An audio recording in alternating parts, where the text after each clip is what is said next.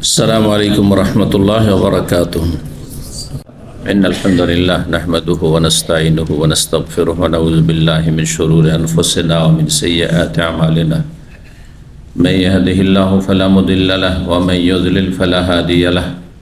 وأشهد أن لا إله إلا الله وحده لا شريك له وأشهد أن محمدا عبده ورسوله صلى الله تعالى عليه وعلى آله وصحبه وسلم تسليما كثيرا. أما بعد، فقد قال الإمام البخاري رحمه الله تعالى: باب المكثرون هم المقلون. وقوله تعالى: من كان يريد الحياة الدنيا وزينتها نوفي إليهم أعمالهم فيها وهم لا يبخسون. أولئك الذين ليس لهم في الآخرة إلا النار وحبط ما صنعوا فيها وباطل ما كانوا يعملون.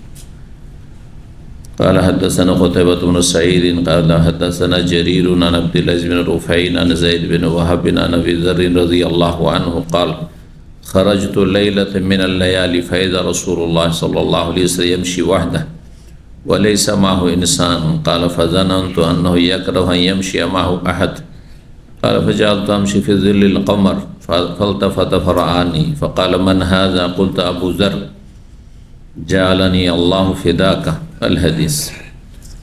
সম্মানিত ভাতৃমণ্ডলী, আল্লাহ রাব্বুল আলামিনের প্রশংসা এবং প্রিয় নবী সাল্লাল্লাহু আলাইহি সাল্লামের উপর সালাত ও সালামের পর আজ জুমাবার 29 শাওয়াল 1447 হিজরি মোতাবেক 17 এপ্রিল 2026 আমাদের ধারাবাহিক আলোচনা সহিহুল বুখারীর কিতাবুর রিকাক, হৃদয় স্পর্শী বিষয় এ সম্পর্কীয় হাদিসগুলি অত্যন্ত গুরুত্বপূর্ণ এই পর্ব, যার মাধ্যমে একজন মুসলিমের অন্তর নরম হবে, সদয় হবে, পরকালমুখী হবে, দুনিয়া বিমুখ হবে, লোভ লালসা কমিয়ে নিয়ে আসবে, মরণের জন্য চিন্তাশীল হবে, জান্নাতের জন্য ফিকির হবে, জাহান্নাম থেকে বাঁচার জন্য উদ্গ্রীব হবে। আল্লাহ আমাদেরকে তৌফিক দান করে। আখিরাত পরকাল চিরস্থায়ী জগৎ, এটা উপলব্ধি করতে পারবে। দুনিয়া একেবারে মূল্যহীন, তুচ্ছ। আমাদের কাছে এর সামান্যতম সময় নেই জানা যে আছে কি নেই, কতটা সময় আছে কেউ জানেন না। হতে পারে এখনই আপনার সমাপ্তি, অথচ আপনি বড় বড় আশা আকাঙ্ক্ষা করে বসে আছেন। আল্লাহ বুঝার, আমল করা, সংশোধন করার, আখিরাতমুখী হওয়ার তৌফিক দান করেন। এই পর্বের আমাদের যে রিকাক পর্ব, এর পর্ব নম্বর 5। ইমাম বুখারী রাহিমাহুল্লাহর এই পর্বের অধ্যায় নম্বর হচ্ছে 13।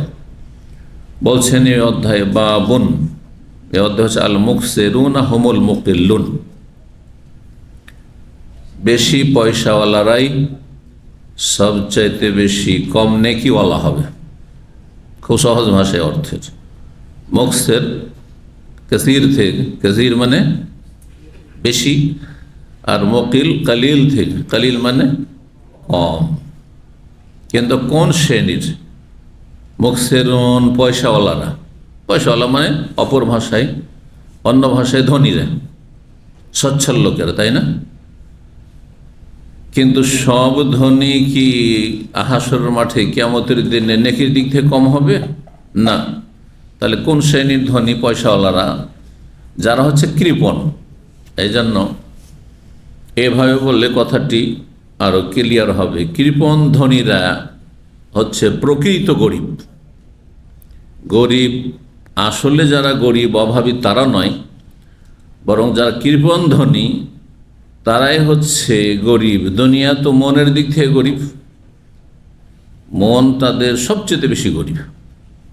আরও চাই শুধু অন্যের পয়সার দিকে তাকিয়ে থাকে, অথচ তাদের কাছে যথেষ্ট আছে, কিন্তু পেট ভরে না, মন ভরে না। জাহান্নামের মতো চরিত্র তাদের, হালমে মাজিদ। আর আখিরাতে ওই হাদিসটিতে ইয়াউমুল কিয়ামার কথা রয়েছে, আল মুকসিরুনা হুমুল মুকিল্লুনা ইয়াউমুল কিয়ামা।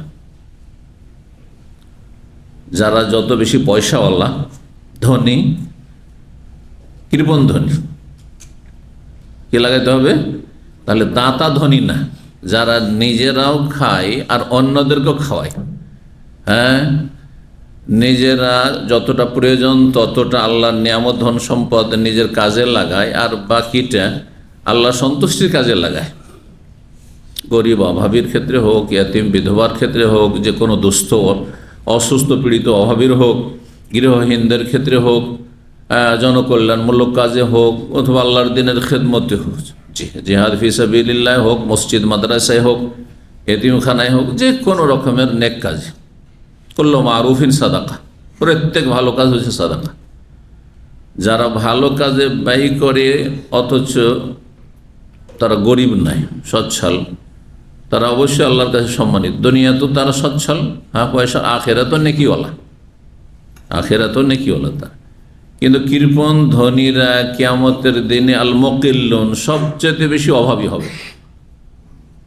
কৃপণ ধনীরা যারা দুনিয়াতে ধন সম্পদ যথেষ্ট ছিল কিন্তু কৃপণ, ধন সম্পদে যে আল্লাহর হক রয়েছে ঠিকভাবে আদায় করেনি, যাকাত মানুষের হক ঠিকভাবে আদায় করেনি, কৃপণতা করেছে। বাপ মায়ের হক হোক, আত্মীয় স্বজনদের হক হোক, গরিব অভাবীর হক হোক, পাড়া প্রতিবেশীর হক হোক, মুসলিম ভাই বোনদের হক হোক, আর ইসলামের খেদমতের হক হোক, মসজিদ মাদ্রাসা হোক, দিনের দাওয়ার কাজ হোক, খরচ করেনি।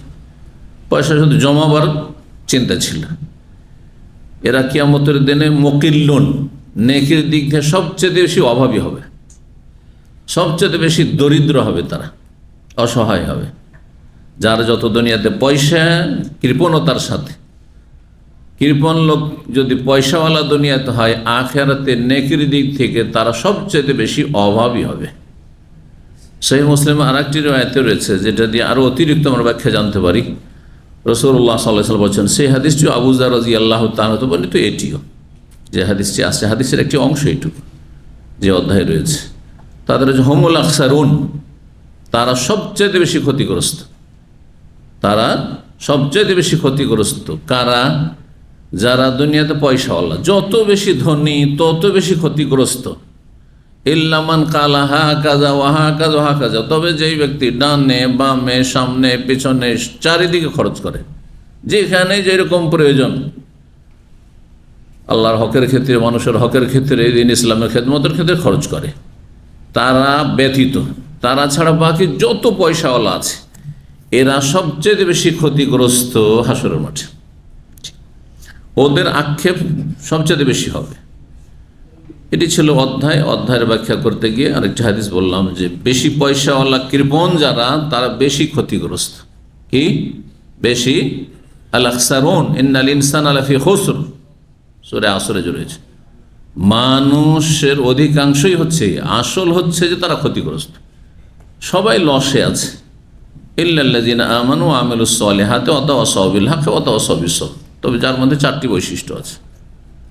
হ্যাঁ, ঈমান দিনের জ্ঞানের সাথে, কারণ জ্ঞান ছাড়া, নলেজ ছাড়া ঈমান হয় না।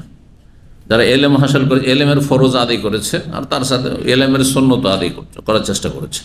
প্রত্যেক ইবাদতে ফরজ আছে, সুন্নত আছে। শুধু নামাজের ফরজ নামাজ আর সুন্নত নামাজ নয়, এলেমেরও একটা স্তর ফরজ, আর আরেকটি স্তর হচ্ছে সুন্নত নফল।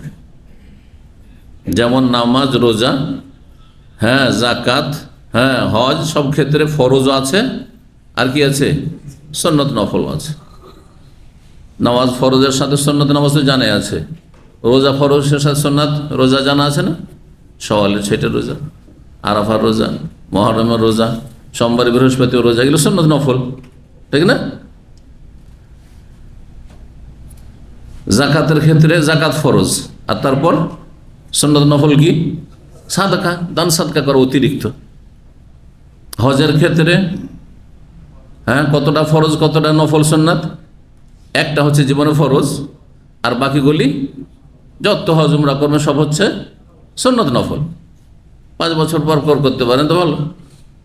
হ্যাঁ, জীবনে একটা নাই, সৌদি আরবে 10-20 বছর থাকলেন, কমবে 2-3টা করলেন। হ্যাঁ, এগুলি হচ্ছে সব সুন্নত নফল। প্রত্যেক ইবাদত বন্দেগীতে ফরজও আছে, আর কি আছে? সুন্নত নফল আছে। এলমের ক্ষেত্রেও একটা স্তর আছে, কিছু মানুষ আছেন যাদের এলেমের ফরজই আদায় হয় না, যারা ঠিকভাবে ইবাদত বন্দি করতে হলে যতটা সর্বনিম্ন এলমের তা জানে না, সহি শুদ্ধ নামাজ জানে না, বেদাতি নামাজ পড়ে, ফরজি আদায় করেনি, নিয়ত পড়ে, যায় নামাজের দোয়া পড়ে, ইকতাদাতে বিহাজাল ইমাম পড়ে। হ্যাঁ, ইমাম ফরজ আদায় করেনি এলমের, যে ব্যক্তি আনা ইমামুন লিমান হাযারা ওয়া মান বেদাত করে, সম্মিলিত মোনাজাত করে, সালাম ফেরার পর কপালে হাত দেয়, মাথায় হাত দেয়, এতে ফরজই আদায় হয়নি এলমের, সঠিকটাই জানেনি যেটা ফরজ জানা ছিল। আত্মায়াত মুখস্থ নেই অনেক নামাজিদের, অনেক মুসলিমদের, যারা পাবন্দের নামাজি তাদের অবশ্য মুখস্থ আছে, কিন্তু এরা হচ্ছে বেনামাজি। হ্যাঁ, সিজনে সিজনে মাঝে মধ্যে নামাজ টামাজ পড়ে, আত্মায়াত মুখস্থ নেই, সূরা ফাতিহা শুদ্ধ মুখস্থ নেই, 5টা 10টা সূরা মুখস্থ নেই, ছোট্ট সূরাগুলো 5টা মুখস্থ থাকবে না, অবশ্যই ফরজ এটি। জি, দরুদ মুখস্থ নেই ঠিকভাবে। এইভাবে জরুরি বিষয়গুলি যদি ইসলামের না জানা থাকে, যেগুলি আপনাকে দৈনন্দিন করতে হচ্ছে, সাপ্তাহিক করতে হচ্ছে, মাসিক করতে হচ্ছে, বাৎসরিক করতে হচ্ছে, জানা নেই, তাহলে আপনি ফরজে ঘাটতি করেছেন, এলমের ক্ষতিগ্রস্ত। ইল্লাল্লাযিনা আমানু, তারপরে ইমান, জেনে শুনে ইমান, না জেনে কি বিশ্বাস করবেন? কেউ যদি বলে ভাই একটা কথা বিশ্বাস করেন, আপনি বিশ্বাস করেন তো? ভাই কি বিশ্বাস করব? আগে বলেন তো কি বিশ্বাস করবো? বলছেন না না বিশ্বাস করেন কি না আগে বলেন। বলবো না, হয় নাকি? না জানে বিশ্বাস হয়? তা এলম, ইল্লাল্লাযিনা আমানু মানে যার এলমের ফরজ আদায় করেছে, তারপরে এলমের সুন্নত আদায় করছে। অনেকে আপনাদের অধিকাংশ যারা নিয়মিত আসেন তারা এলমের সুন্নত আদায় করছেন, ফরজ আদায় হয়েছে মোটামুটি। সব মাসলা মাসাইল আমাদের মতো আপনাদের জানা জরুরি নয়, অত গুরুত্ব রাখে না, কিন্তু সুন্নত অবশ্য আমাদের মতো যদি হয়ে যেতে পারেন তো এটা সুন্নত নফল চলছে, আপনার সারা জীবন এলম শিখছেন, সুন্নত নফল আদায় হচ্ছে এলমের। ও আমিলুস সালেহাত, ভালো আমল করছেন, আমলের ফরজ, এলমের ফরজ, আমলের ফরজ, তারপরে ওয়াতাওয়াসাউ বিল হক, দাওয়াতের ফরজ। নিজে জাহান্নাম থেকে বাঁচেন, আপনার বাপ মা ভাই বেরাদর আত্মীয় স্বজন পাড়া প্রতিবেশী আশেপাশে যারাই যেখানে আছে, আপনার বিল্ডিংয়ে আছে, কোম্পানিতে আছে, ওদেরকে জাহান্নাম থেকে রক্ষা করেন। এসব লোকগুলি জাহান্নামে যাবে বেদিন হয়ে, বেনামাজি হয়ে, শিরক বিদাত করে, মাজার পূজা করে, বিদাত করে। ওয়াতাওয়াসাউ বিল হক, আর এই পথে অবিচল থাকতে হবে, টেম্পোরারি না। বললেন একবার দুবার শোনে না ভাই, একবার বলে দুইবার বলে বলছেন 50 বার বলেছি, হয়ে গেছে কাজ। সারা জীবন আর গ্রামবাসীকে আপনি হেদায়েতের চেষ্টা করবেন না, তাহলে আপনার মধ্যে ওয়াতাওয়াসাউ বিস সবরের এই বৈশিষ্ট্য নেই, তাহলে আপনি ক্ষতিগ্রস্ত। 4টি বিষয় অত্যন্ত গুরুত্বপূর্ণ সূরা আসর। তো কি বলছিলাম? যারা দুনিয়াতে কৃপণ ধনী তারা কি আখেরাতে সবচেয়ে বেশি ক্ষতিগ্রস্ত, এবং সবচেয়ে বেশি তাদের শোচনীয় অবস্থা হবে। মুকিল্লুন, সবচেয়ে বেশি তারা অসহায়, গরিব, হাসর মাঠের গরিবেরা। সূরা হুদের আয়াত 15 থেকে 16-তে আল্লাহ ইরশাদ করেছেন, মান কানা ইউরিদুল হায়াতাদ দুনিয়া, যেসব লোকেরা পার্থিব জগতের সুখের সামগ্রী চায়, দুনিয়া চায়, শুধু ভালো বেতন চায়, বিদেশে এসছে অনেক বেশি টাকা পয়সা নিয়ে যেতে চায়, সুস্থতা চায়, দীর্ঘ হায়াত চায়, 100-150 বছর বাঁচতে চায়, মরতেই চায় না, ভালো স্ত্রী চায়, আর খুব শিক্ষিত ছেলে মেয়ে চায়, সুখী পরিবার চাই, হায়াতের দুনিয়া, নেতৃত্ব চাই, গদি চাই, পদ চাই, আর কিছু চাই, লেবার হয়ে থাকতে চায় না, এখন সুপারভাইজার ফোরম্যান হতে চায়, বোঝা গেছে। ওই ফিল্ডে মাঠে ঘাটে রোদে কাজ করতে চায় না, এখন অফিস জব করতে চাই, হায়াতের দুনিয়া, এগুলো সব দুনিয়া। দুনিয়ার সুখের সামগ্রীতে যারা ইচ্ছুক, অজিনা তাহা, এবং দুনিয়ার শোভা সৌন্দর্য, জাঁক জমকপূর্ণ জীবনযাপন। এক সময় পকেটে পয়সা থাকতো না যে রেস্টুরেন্টে বসবেন, এখন ভালো ভালো রেস্টুরেন্টে বসছেন আর মাঝে মাঝে খাচ্ছেন আপনি, মানে আমোদ ফুর্তি করছেন। আল্লাহ বলছেন যারা দুনিয়া চাইবে, যে যেটা চাই তার জন্য সে চেষ্টা করে না, যার পয়সার চিন্তা ও 8 ঘন্টা ডিউটি করে বসে থাকে না। আরবি, আমাদের বিশেষ করে বাংলা ভাষাভাষী, এরা বসে থাকতে জান না, মাশাআল্লাহ কর্মঠ, যেমন দুনিয়ার ক্ষেত্রে এত কর্মটা, আখিরাতের কিছুটা কর্মঠ হলেই তো কাজ হইত। সবচেয়ে বেশি মেহনত পরিশ্রমের কাজ আর কর্মঠ দেখা যায় এই বাংলা ভাষাভাষীদেরকে। এটা বাস্তব সত্য। এত মেহনত করা অন্য কোনো প্রবাসী, অন্য দেশের লোকেরা নেই। কিন্তু কিসের জন্য? পেটের জন্য, পয়সার জন্য। বেশি খরচ করে আসে, বেশি ইনকামে ধান্দা করে। হ্যাঁ, ডিউটি শেষ, তারপরে যদি সুযোগ থাকে দেখি মালিকের কাছে, হ্যাঁ বসকে বলে দেখি, ফোরম্যান সুপারভাইজারকে, হ্যাঁ যে ওভারটাইমের কোনো চান্স আছে কি না, 2 ঘন্টা 3 ঘন্টা বাড়ানো যায় কি না। আচ্ছা, ওইটাও হইলো। তারপরে দেখা গেলো যে মেলার টাইমে তো আরও শুধু 5-6 ঘন্টা শুইলেই তো হয়। হ্যাঁ, তার কি করবে এখন? পার্ট টাইম দেখি তো, এই একটু শিখতে ঘুরি, কোথাও যদি কোথাও একটু কাজ পাওয়া যায় 200-500 টাকা, হ্যাঁ মাসে। করছেন না? অনেকে ডিউটি করে এসে বিভিন্ন জায়গাতে ক্লিন করছেন, হ্যাঁ সিঁড়ি ধুইছেন, গাড়ি ধুইছেন, এই করছেন সেই করছেন, কত রকমের ধান্দা। যারা দুনিয়া চাইবে, দুনিয়ার শোভা সৌন্দর্য চাইবে, যেই রকমের দুনিয়া হোক না কেন, পয়সার দুনিয়া, নেতৃত্বের দুনিয়া, আর সুস্থতার দুনিয়া, আর সুখের সামগ্রী, যে কোনো, নুওয়াফি ইলাইহিম আমালাহুম ফিহা, আল্লাহ বলছেন তাদেরকে পূর্ণ মাত্রায় দেব। কারণ যে যার জন্য মেহনত করে, মেহনত মানুষের ব্যর্থ যায় না। এই জন্য কাফেররা যান্ত্রিক সভ্যতায়, উন্নতির ক্ষেত্রে, সায়েন্স টেকনোলজিতে তারা মেহনত করেছে। কারণ তার ধর্মকর্ম নেই যে তাদেরকে ধর্ম নিয়েও লেখাপড়া করতে হবে। যেমন আমাদের জন্য এলিম শেখা, দিনের এলিম, আগে কোরআন হাদিসের জ্ঞান অর্জন করা বেশি ফরজ। আল্লাহ সম্পর্কে, আল্লাহর দিন সম্পর্কে, রসুল সম্পর্কে জ্ঞান অর্জন করা ফরজ। আর ইহুদিন আসারাতে কাফেরদের তো নেই, যার ফলে পুরো ফুল টাইমটা ওই কাজে লাগাচ্ছে, পেটের কাজে লাগাচ্ছে, দুনিয়ার উন্নতির ক্ষেত্রে লাগাচ্ছে, সায়েন্স টেকনোলজিতে তারা লাগাচ্ছে। আল্লাহ বলছে নুওয়াফি ইলাইহিম আমালাহুম ফিহা, পূর্ণ মাত্রায় দেব। ওহুম ফিহা লা ইউবখাসুন, আল্লাহ কমতি করবেন না। যে মেহনত করবে আর ব্যর্থ হয়ে যাবে, সফল হবে না, এটা হবে না। যে যা ধাই সে তা পায়। বোঝা গেছে?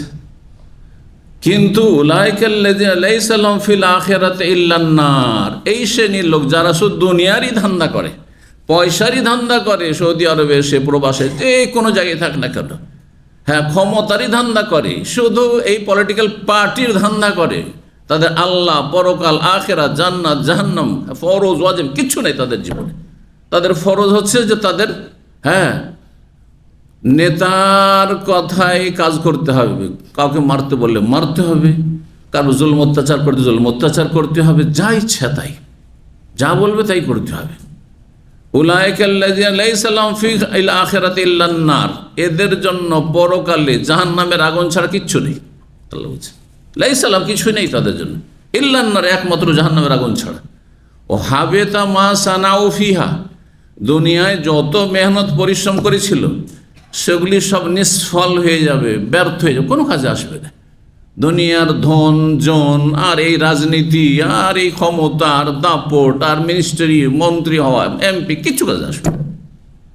শিক্ষা, এই সায়েন্স টেকনোলজি, হ্যাঁ বৈজ্ঞানিক হওয়া, ইঞ্জিনিয়ার হওয়া, ডাক্তার হওয়া, কিছুই কাজে আসবে না, কিছুই কাজে আসবে না। আল্লাহ বলছে হাবিতা মা সানাউ ফিহা, দুনিয়াতে যা কে সব বরবাদ হয়ে যাবে। অবাতিলুম মা কানু ইয়ামালুন, যা কিছু দুনিয়াতে কর্ম করেছিল সব একবারে বেকার হয়ে যাবে, বাতিল, কোনো কাজে আসলো না। পরকালে কিছুই কাজে আসবে না। পরকালে কোন পয়সাটি কাজে আসবে? এর আগের হাদিসটি গেছে, সেই হাদিসটি কি ছিল? নবী সাল্লাল্লাহু জিজ্ঞেস করছেন যে তোমাদের নিজের ধন সম্পদের চাইতে তোমাদের ওয়ারিসিন, যারা উত্তরাধিকারী, তাদের ধন সম্পদ কার কাছে বেশি প্রিয়? এক হচ্ছে আমার টাকা পয়সা, ধন সম্পদ, জমি জায়গা, আরেকটা হচ্ছে আমার উত্তরাধিকারী। আমি মারা গেলে আমার যারা উত্তরাধিকারী, বাপ মা থাকলে বাপ মা, হ্যাঁ স্ত্রী থাকলে স্ত্রী, ছেলে মেয়ে থাকলে ছেলে মেয়ে, তাদের ধন সম্পদ। বা ছেলে মেয়ে ধরে স্বাবলম্বী হয়েছে, তারা আয় উপার্জন করছে, তাদের ধন সম্পদ। বাপের নামে জমি জায়গা আছে, বাড়ি ঘর আছে, আপনার বাবার ধন সম্পদ এগুলো, মায়ের নামে আছে, মায়ের ধন সম্পদ। তোমাদের ওয়ারিসদের, উত্তরাধিকার ধন সম্পদ তোমাদের নিজের সম্পদের চাইতে কার কাছে বেশি প্রিয়? সাহাবীরা কি জবাব দিয়েছিলেন? এমন কোনো লোকই নেই যে নিজের পয়সা এমন কোনো লোকই নেই যে নিজের পয়সার চাইতে, নিজের জমি জায়গা, নিজের বাড়ির চাইতে পরের জায়গায় বেশি কি করবে, ভালোবাসবে। পরের ধন সম্পদ তার কাছে বেশি প্রিয় হবে, এটা নেই। কারণ মানুষের প্রকৃতি হচ্ছে আগে নিজ, তারপরে পর। বোঝা গেছে না? আপনার বাড়ি আপনার কাজে আসবে, কারণ আপনার নামে আছে। আপনার জমি জায়গা সম্পদ, আপনার ব্যাংক ব্যালেন্স, আপনার এটিএম আপনার পকেটে আছে, এটা আপনার। কিন্তু আপনার বাবার পকেটে আছে, সেটা কি নিশ্চিত আপনার? সেটা ওয়ারেসের, নিজেরটা বেশি প্রিয়। তখন নবী সাল্লাল্লাহু আলাইহি ওয়াসাল্লাম বলছেন, না না, জানো কোনটা তোমার, কোনটা তোমার, কোনটা তোমার ধন সম্পদ। যখন প্রশ্ন করলেন তখন তো বাহ্যিকটা বুঝেছে, কিন্তু নবী সাল্লাল্লাহু আলাইহি ওয়াসাল্লাম জিজ্ঞাসা করছেন আর কিছু। কি জিজ্ঞেস করছেন? যেটা তোমার নিজের ধন সম্পদ কোনটা, যেটা তোমার মালিকানাধীন আছে, ব্যাংকে যে টাকাটা জমা আছে, তোমার নামে যে জমি জায়গাগুলো আছে, বাড়ি ঘর আছে, সেগুলো না। যেটা তুমি মা কাদ্দামতা, তুমি ওয়াল তানজুর নাফসু মা কাদ্দামাত লিগাদ, যেটা আগে পাঠিয়ে দিতে পারিস আল্লাহর কাছে। দান সাদকা খায়রাত করে ইসলামের খেদমতে যা কিছু করতে পেরেছ, আগে আল্লাহর কাছে যেটা পাঠিয়েছে ওইটা তোমার নিশ্চিত হয়ে গেছে, ওটা পাবেই তুমি। বোঝা গেছে না? শুধু পাবে না, তাজিদুহা ইনদাল্লাহি হুয়া খায়রান, উৎকৃষ্ট অবস্থায় পাবে, অনেক ভালো অবস্থায়। 1 টাকা খরচ করেছো, সেটা 10, 100, 700 তার চাইতে বেশি পাবে। কোরআন কারীম আল্লাহ বলছে, আচ্ছা না? জি, ইখলাস যদি থাকে, ওইরকম ত্যাগ থাকে, আন্তরিকতা থাকে, আল্লাহ সন্তুষ্টির উদ্দেশ্য থাকে, তো 1 টাকা দিয়ে 700-এর বেশি নাকি পাবেন আপনি। আল্লাহু ইউযায়িফু লিমান ইয়াশা, আল্লাহু ওয়াসিউন আলিম। তো এটা হচ্ছে তোমার ধন সম্পদ। আর যেটা তুমি এখন সঞ্চিত করে রেখেছো, এক্ষুনি যদি মারা যাও, কার ওইটা? আজকাল যে ব্যাংকের যুগ চলছে, আর এটিএমের যুগ, মানুষ পকেটে টাকা পয়সা রাখে না, রাখছে? আমি অনেক ভাইদেরকে দেখেছি, হঠাৎ করে 100 রিয়ালের প্রয়োজন, ভাই আছে, বলছে এটিএম আছে, আরে 50 টাকাও পকেটে রাখে না, কি জানি কোথাও পড়ে যায়, কি চুরি করে নেয়। 50 টাকা রাখে না, সব এটিএম, বুঝছেন না? তো এই যে আমি অনেক ঘটনা এরকম জানি, শুনেছি, এবং কাছের যাদেরকে জানি, যেসব পরিবারগুলো জানি, মারা গেছে প্রথম আত্মীয় স্বজন, বাড়ির লোকেরা কি করছে? তার দাফনের চিন্তা করছে। পয়সাওয়ালা কয়টা এটিএম, আর এটিএমগুলো কোথায় আছে, কার্ডগুলো, আর তারপরে কোনটাতে কত ব্যালেন্স আছে তাড়াতাড়ি চেক করো। আর যে যেটা পকেটে নিতে পারে, যে যেটা নিতে পারে, আউযুবিল্লাহ, কামড়াকামড়ি শুরু হয়ে গেছে এগুলো নিয়ে। যে আপনার সাথে ভালোবাসা নেই, আপনার ওই যে এটিএমে পয়সা আছে, ব্যাংক ব্যালেন্স আছে, ওর সাথে ভালোবাসা, আর আপনি সব জমিয়ে রাখছেন। এটা আপনার ওয়ারেসের মাল, আপনার এটিএমে যে আছে, আপনার যে আপনার জমি জায়গা আছে, আপনার বাড়ি আছে, সেটা আপনার উত্তরাধিকারীদের। আর যেটা আল্লাহর কাছে পাঠাবে সেটা হচ্ছে আপনার। বুঝতে পারছেন না? পারছেন না? কিন্তু এটা শুধু বুঝায় এখানেই ক্ষান্ত, আমলে নেই, তাই না? আমলে কয়জন আছে? 100 টাকা দান করতে কষ্ট লাগছে, আরে 3000 বেতন, 100 রিয়াল মাসে দিয়ে দেবো, অনেকটা কমে গেল, 2900 হয়ে গেল, তাই না? 100 রিয়াল দিলাম, তার মানে আমার চলে গেল কাছাকাছি, কত টাকা বাংলাদেশি টাকা? 100-তে 3500 চলে গেল কাছাকাছি। হলো 3,000-এর ওপরে চলে গেল, এত টাকা চলে গেল। এই হিসাব অধিকাংশ লোকই করছে, স্বীকার করেন আর নাই করে। আপনি নির্জনে গেলে অবশ্যই স্বীকার করবেন, মানুষের সামনে না করলে। জি, রবের কাছে গেলে আপনার অন্তরের সব কথা তো আল্লাহ খুলে দেবেন, আলিমুন বিজাতিস সুদূর, তখন অস্বীকার করার কোনো সুযোগ নেই। আয়াত কত গুরুত্বপূর্ণ। দুনিয়া চান, দুনিয়া আল্লাহ কিন্তু দেবেন, যে যা ধান্দা করবেন পাবেন, কিন্তু যেহেতু দুনিয়া করেছেন, আখেরাতের কোনো ফিকির করেননি, সেজন্য আখেরাতে ইল্লান্নার, শুধু আগুন আর আগুন। আর দুনিয়া এত যে মেহনত করেছিলেন, হাসর মাঠে কোনো কাজে আসবে না, সব বরবাদ হয়ে যাবে, সব উধাও হয়ে যাবে আপনার সামনে থেকে। 6443 নম্বর হাদিস মনে করছেন আবু যার রাদিয়াল্লাহু তাআলা আনহু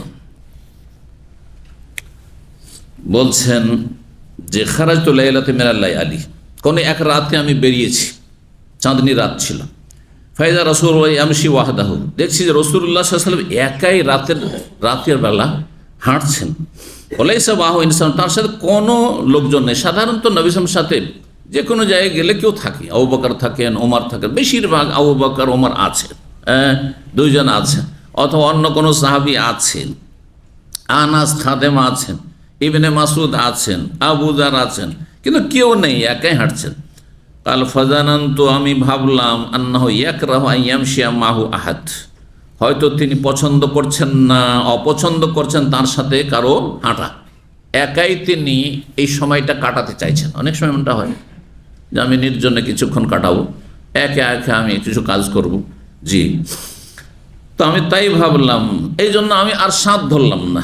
তবে একটা ভয় কাজ করছে যে নবী সাল্লাল্লাহু আলাইহি সাল্লামের জন্য সিকিউরিটির প্রয়োজন রয়েছে, নিরাপত্তার বিষয় রয়েছে, দুশ্মন মোনাফিক দুশ্মন রয়েছে মদিনায়, ইহুদি দুশ্মন রয়েছে। সুতরাং ফাজাল তো আমশি ফিজদিল কমর, আমি একটু দূরে দূরে চাঁদের ছায়ায় হাঁটতে শুরু করলাম। মানে চাঁদনি রাত ছিল, চাঁদের ছায়া, চাঁদের ছায়া বুঝেন তো? হ্যাঁ, মানুষ রোদরে যখন হাঁটে তখন মানুষের ছায়া পড়ে না, তো চাঁদনি রাতে হাঁটলে ছায়া পড়ে না? ছায়া পড়ে, জি হ্যাঁ, ওইটা হচ্ছে চাঁদের ছায়া। হাঁটতে লাগলাম চাঁদনি রাতে, একটু দূর দিয়ে হাঁটছি, কিন্তু নবী সাল্লাল্লাহু আলাইহি ওয়াসাল্লাম আমাকে প্রথম টের পাননি। ফালতাফাতা, হঠাৎ করে তিনি ঘুরে দেখলেন, ফারানি, আমাকে দেখে ফেললেন। ফাকাল, জিজ্ঞেস করেন, মান হাজা, কে এই লোক? বলতো, আমি বললাম আবু যার, মানে আনা আবু যার, আমি আবু যার। তাহলে এটাই বলতে হবে ইসলামের আদব। কেউ যদি বলে কে, আমাকে তো চেনেন উনি, বলছে আমি শেখ, চলবে না? আমি সুমন, আমি জামাল, এইভাবে নাম বলতে হবে, জি। এই নয় যে আপনাকে চেনে খুব সেই জন্য বলবেন আমি বলছি, না না, আমি নিষেধ করেছি রাসূলুল্লাহ সাল্লাল্লাহু আলাইহি ওয়াসাল্লাম। কারো গেটে গেলেও অথবা আপনার কাউকে টেলিফোন করলেও জিজ্ঞাসা করেছে, চিনতে পারেনি? কে? বলছে আমি। চিনতে পারছেন না? করছেন আজকালকার লোকেরা। আরে 1 মিনিট 2 মিনিট অতি টাইম পাস করে দিয়েছে, চিনছেন না আমাকে? আমার আওয়াজে চিনতে পারছেন না, বুঝতে পারছেন না? আমি আপনার সাথে একবার টেলিফোন করেছিলাম 5 বছর আগে। আরে এবারে হাস্যকর, আমার সাথে এরকম হয় অনেক সময়। কি আবার 2 বছর 3 বছর 4 বছর আগে টেলিফোন করেছে, আমাকে মনে রাখতে হবে তার ভয়েসটা, বুঝতে পারছেন না? আশ্চর্য লাগে। নিয়মিত প্রতি সপ্তাহে হয়তো কেউ টেলিফোন করছে, আর যদি বলে যে হ্যাঁ আমি আমার আওয়াজে বুঝতে পারছেন না, সেই তো একটা কথা হইলো যুক্তিসঙ্গত, জি। তো তারপরেও নাম বলতে হবে। আবু যার, আমি জাআলানি আল্লাহ ফিদাকা, আমাকে আল্লাহ রাব্বুল আলামিন আপনার উপর কোরবান করে উৎসর্গ করুন। এটি নবী সাল্লাল্লাহু আলাইহি ওয়াসাল্লামের প্রতি ভালোবাসা প্রদর্শনের একটি বাক্য। কালা ইয়া আবু যার, হে আবু যার, তাল, এসো। যেহেতু আমি দূরে দূরে, হ্যাঁ, যে অনুমতি নাই, তো আমি দূরেই থাকি, তবে আমি কিসের জন্য আছি? তার সিকিউরিটির জন্য আছি, একটু দূরেই থাকি। তাল, এসো। কাল খামাশাই তো মাহু সাতান, কিছুক্ষণ চললাম। আজকাল মানে 60 মিনিট, 1 ঘন্টা, কিন্তু তখনকার যুগে এই রকমের 60 মিনিটের ঘন্টা ছিল না। সুতরাং কিছুক্ষণের অর্থ সাআতুন মানে কিছুক্ষণ চললাম, সেটা 1 ঘন্টার একটু কম হইতে পারে, 10 মিনিটও 20 মিনিটও হইতে পারে। কাল ফাকাল, তারপরে বলেন, ইন্নাল মুকসিরিনা হুমুল মুকিল্লুনা ইয়াউমাল কিয়ামা। এই যে এইটুকু অংশ দিয়ে অধ্যায় নিয়েছেন ইমাম বুখারী রাহিমাহুল্লাহ। নিশ্চয়ই যারা দুনিয়াতে সচ্ছল ব্যক্তি, হ্যাঁ, পয়সাওয়ালা ব্যক্তি, ধনী ব্যক্তি, যার যত বেশি ধন সম্পদ, হুমুল মুকিল্লুন, তারা সবচেয়ে বেশি অভাবী হবে কিয়ামতের দিনে। কিন্তু কোন শ্রেণীর পয়সাওয়ালা? আগে বলেছি কিন্তু, কৃপণ যারা, যে পয়সাতে ফরজ হক আদায় করেনি। 1 লাখ টাকা জাকাত বেরোবে, তাকে শয়তান কামড়িয়ে ধরে নিল, তুই, হ্যাঁ, ভিতরটা মনে হচ্ছে তার সংকুচিত হয়ে আসছে, 1 লাখ টাকা বের করে দেবো। আরে যাদের অল্প স্বল্প জাকাত বেরোচ্ছে, 500 রিয়াল বেরোবে, 1000 রিয়াল বের করে দেওয়াটা সহজ, করছে না। অল্প পয়সাওয়ালা যারা জাকাত দাতা, তারা জাকাত দিচ্ছেন, কিন্তু যাদের 1 লক্ষ Real, 1 million Real, crore crore টাকা জাকাত বেরোবে, এইরকম লোক বহু আছে মুসলিম সমাজে। এদের জন্য জাকাত হিসাব করে দেওয়াটা এত সহজ নয়, বড় ইমানের পরীক্ষা, বড় ইমানের পরীক্ষা। এই জন্য এরা অধিকাংশই জাকাত ঠিকভাবে দেয় না, কিছু দান খায়রাত করে দেয়, হ্যাঁ, আর তারপরে এমন এমন জায়গায় দান করে যে সেখানে জাকাত জায়েজই নয়। ওটাও একটা দিক আছে, যে জাকাত মনে করে দিলে কিন্তু আপনার জাকাতই আদায় হলো না। যেমন এর আগে বলেছি, একজন লোক তার লেবার নিয়ে আসবে, তো বলছি লেবারগুলো আমার এলাকার আত্মীয় স্বজন সব গরিব, তার ওদের 5 লাখ টাকা করে লাগবে ভিসাতে, তো সুতরাং আমি এক টিকিট ফিকির তো সব দিয়ে দিলাম, আমার জাকাতের পয়সা নিয়ে চলে আসলাম। স্বার্থকার লেবারগুলোকে খাটাবেন তো আপনি, হ্যাঁ? আর লেবারগুলো তো নুন খেয়েছে, সুতরাং নিমক হারামি তো করবেন না, ও তো গুণ গাইবে আপনার। হ্যাঁ, এই যে স্বার্থ যে আমি ওদেরকে আমার জাকাতের পয়সা দিয়ে নিয়ে আসবো যাতে করে ভালোভাবে কাজ করে ফিরিয়ে আসতে পেরেছি রে। যেই পয়সা দিয়ে, যেই জাকাত দিয়ে সামান্য স্বার্থ আদায় করবেন, সেই জাকাত নয়, জাকাত আদায় হবে না। যাদের জন্য জাকাত খাওয়া হালাল নয় তাদেরকে জাকাত দিচ্ছেন, তাহলে জাকাত আদায় হবে না। ভালো করে শোনেন, জাকাত শতকরা 2.5 টাকা, আপনি শতকরা 2 টাকা 1.5 টাকা দিচ্ছেন, জাকাত আদায় হবে না। ভালো করে শোনেন। জি, আল্লাহ রাব্বুল আলামিন মুসলিম সমাজের যারা সচ্ছল ব্যক্তি, এরকম পয়সাওয়ালা ব্যক্তি, তাদেরকে যেন হেদায়েত দান করেন, তাদের ইমানে জোরদার করে। তাদের পরিবারেরও অনেক ধনী পরিবারের লোকের আমার সাথে যোগাযোগ রাখে, তাদের মধ্যে 1-2 এত পাক্কা দিনদার বলে যে শেখ একটু মাঝে মাঝে একটু নসিহত করেন, ঠিকভাবে জাকাত আদায় করেন না। কারণ হ্যাঁ, মালিকের, আমাদের পরিবারের যে মালিক, এই ব্যবসার মালিক, সে অত দিনদার না, আর কোটি কোটি টাকা জাকাত বেরোবে, যার ফলে জাকাত বের করেন না। কিছু এদিক সেদিক দান খায়রাত করে দেয়, 1-2 লাখ টাকা দান করে দেয়, বলে অনেক দান করেছে, হয়ে গেছে জাকাত। আউযুবিল্লাহ। এবার জাকাত কখন আদায় হবে না, কখন জাকাত আদায় হবে না, সতর্ক সাবধান। তো যারা যত বেশি পয়সাওয়ালা, কিয়ামতের দিনে তারা তত বেশি অভাবী হবে যদি কৃপণ হয় তারা। ইল্লা মান আতাহুল্লাহু খায়রান, এজন্য ইল্লা, তবে দুনিয়াতেও ধনী, আখিরাতেও সুখী। দুনিয়াতেও সুখী আর্থিক দিক থেকে, আখিরাতেও সুখী। কারা? যাদেরকে আল্লাহ ধন সম্পদের কল্যাণ দিয়েছেন। খায়র আরবি ভাষায় ধন সম্পদকে বলা হয় পার্থিব খায়র। তো কারণ ধন সম্পদ যদি থাকে আর সেটা যদি আল্লাহ সন্তুষ্টির কাজে ব্যয় করতে পারেন, তো সেটা অনেক কল্যাণের কাজ। তাহলে এই যে খাবার দাবার লাগবে, আল্লাহ যদি পয়সা একজনকে এরকম দিয়ে দেন, আর তার সাথে অন্তরও দিয়েছে, ভাই কাউকে পয়সা দিতে হবে না, আমি একাই, যে খাবারের পয়সা লাগছে আমি একাই দেবো, কত বড় ভালো কাজ হবে। হবে না? হবে না? ভাই একটা ইসলামিক সেন্টার বানাইতে হবে, একটা মাদ্রাসা বানাইতে হবে, কত টাকা ভাই? 1 কোটি টাকা লাগবে। ঠিক আছে, কারো কাছে চাইতে হবে। মসজিদ বানাইতে হবে, কত লাগবে ভাই? 10 লাখ টাকা লাগবে। কারো কাছে চাইতে হবে না, আমি একাই বানিয়ে দেবো। হবে না? হবে না? এই যে আমাদের কমপ্লেক্স, কয়তলা ভবন ইসলামিক সেন্টারের? কয়তলা? একজন বলেন, সবাই নতুন লোকের বলেন তো, কয়তলা? 7 তলা। আর তার সাথে মসজিদ কয়তলা বলতে পারেন? মসজিদ কয়তলা? 3 তলা। একজন, এক কোম্পানির মালিক, আবা হোসেন কোম্পানি, একজন ব্যক্তি আহলে খায়র একাই বানিয়ে দিয়েছে, বানিয়ে রেডি করে তারপরে দিয়ে দিয়েছে, ইসলামিক সেন্টারের দায়িত্বশীলদেরকে হ্যান্ড ওভার করে দিয়েছে। বুঝছেন না? ধন ইল্লা মান আতাহুল্লাহ, তবে এরা আবার শোচনীয় অভাবী নয় হাসরের মাঠে। এই শ্রেণী ধনীরা, যাদেরকে আল্লাহ ধন সম্পদ দিয়েছেন, নাফাহা ফিহে ইয়ামিনাহু ওয়া শিমালাহু ওয়া বাইনা ইয়াদিহি ওয়া রাউদ, সেই ধন সম্পদে ফু দিয়েছে, ফু দিয়ে উড়িয়ে দিয়েছে, মানে দান সাদকাত করেছে। হ্যাঁ, ডান দিকে গরিব মিসকিন এসছে, ডান দিকে মসজিদের দরকার, মাদ্রাসার দরকার, ওই দিকে ওই গ্রামে, এই গ্রামে, সামনের দিকে, পেছন দিকে, সারা দুনিয়াতে, দেশে বিদেশে, বামে বাইনা ইয়াদিহি, সামনে ও পিছনে, ও আমেলা ফিহে খায়রান, এবং এই ধন সম্পদে সে ভালো কাজ করেছে। অনেক এতিমের প্রতিপালন করেছে, অনেক বিধবার চিন্তা দূর করে দিয়েছে, কি করে খাবো, কিভাবে সংসার চাও, সব চিন্তা দূর করে দিচ্ছে।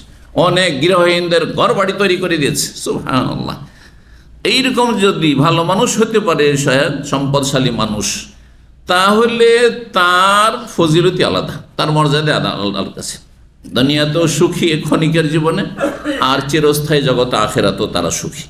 কাল ফামাশাইতু মাহু সাতান, তারপর তার সাথে আরো কিছুক্ষণ চললাম নবীর সাথে। আবু যার বলছেন ফাকাল আলী, তারপর বল ইজলিস আহন, এইখানেই বসো, আর যাবে না সামনের দিকে, এইখানেই বসো।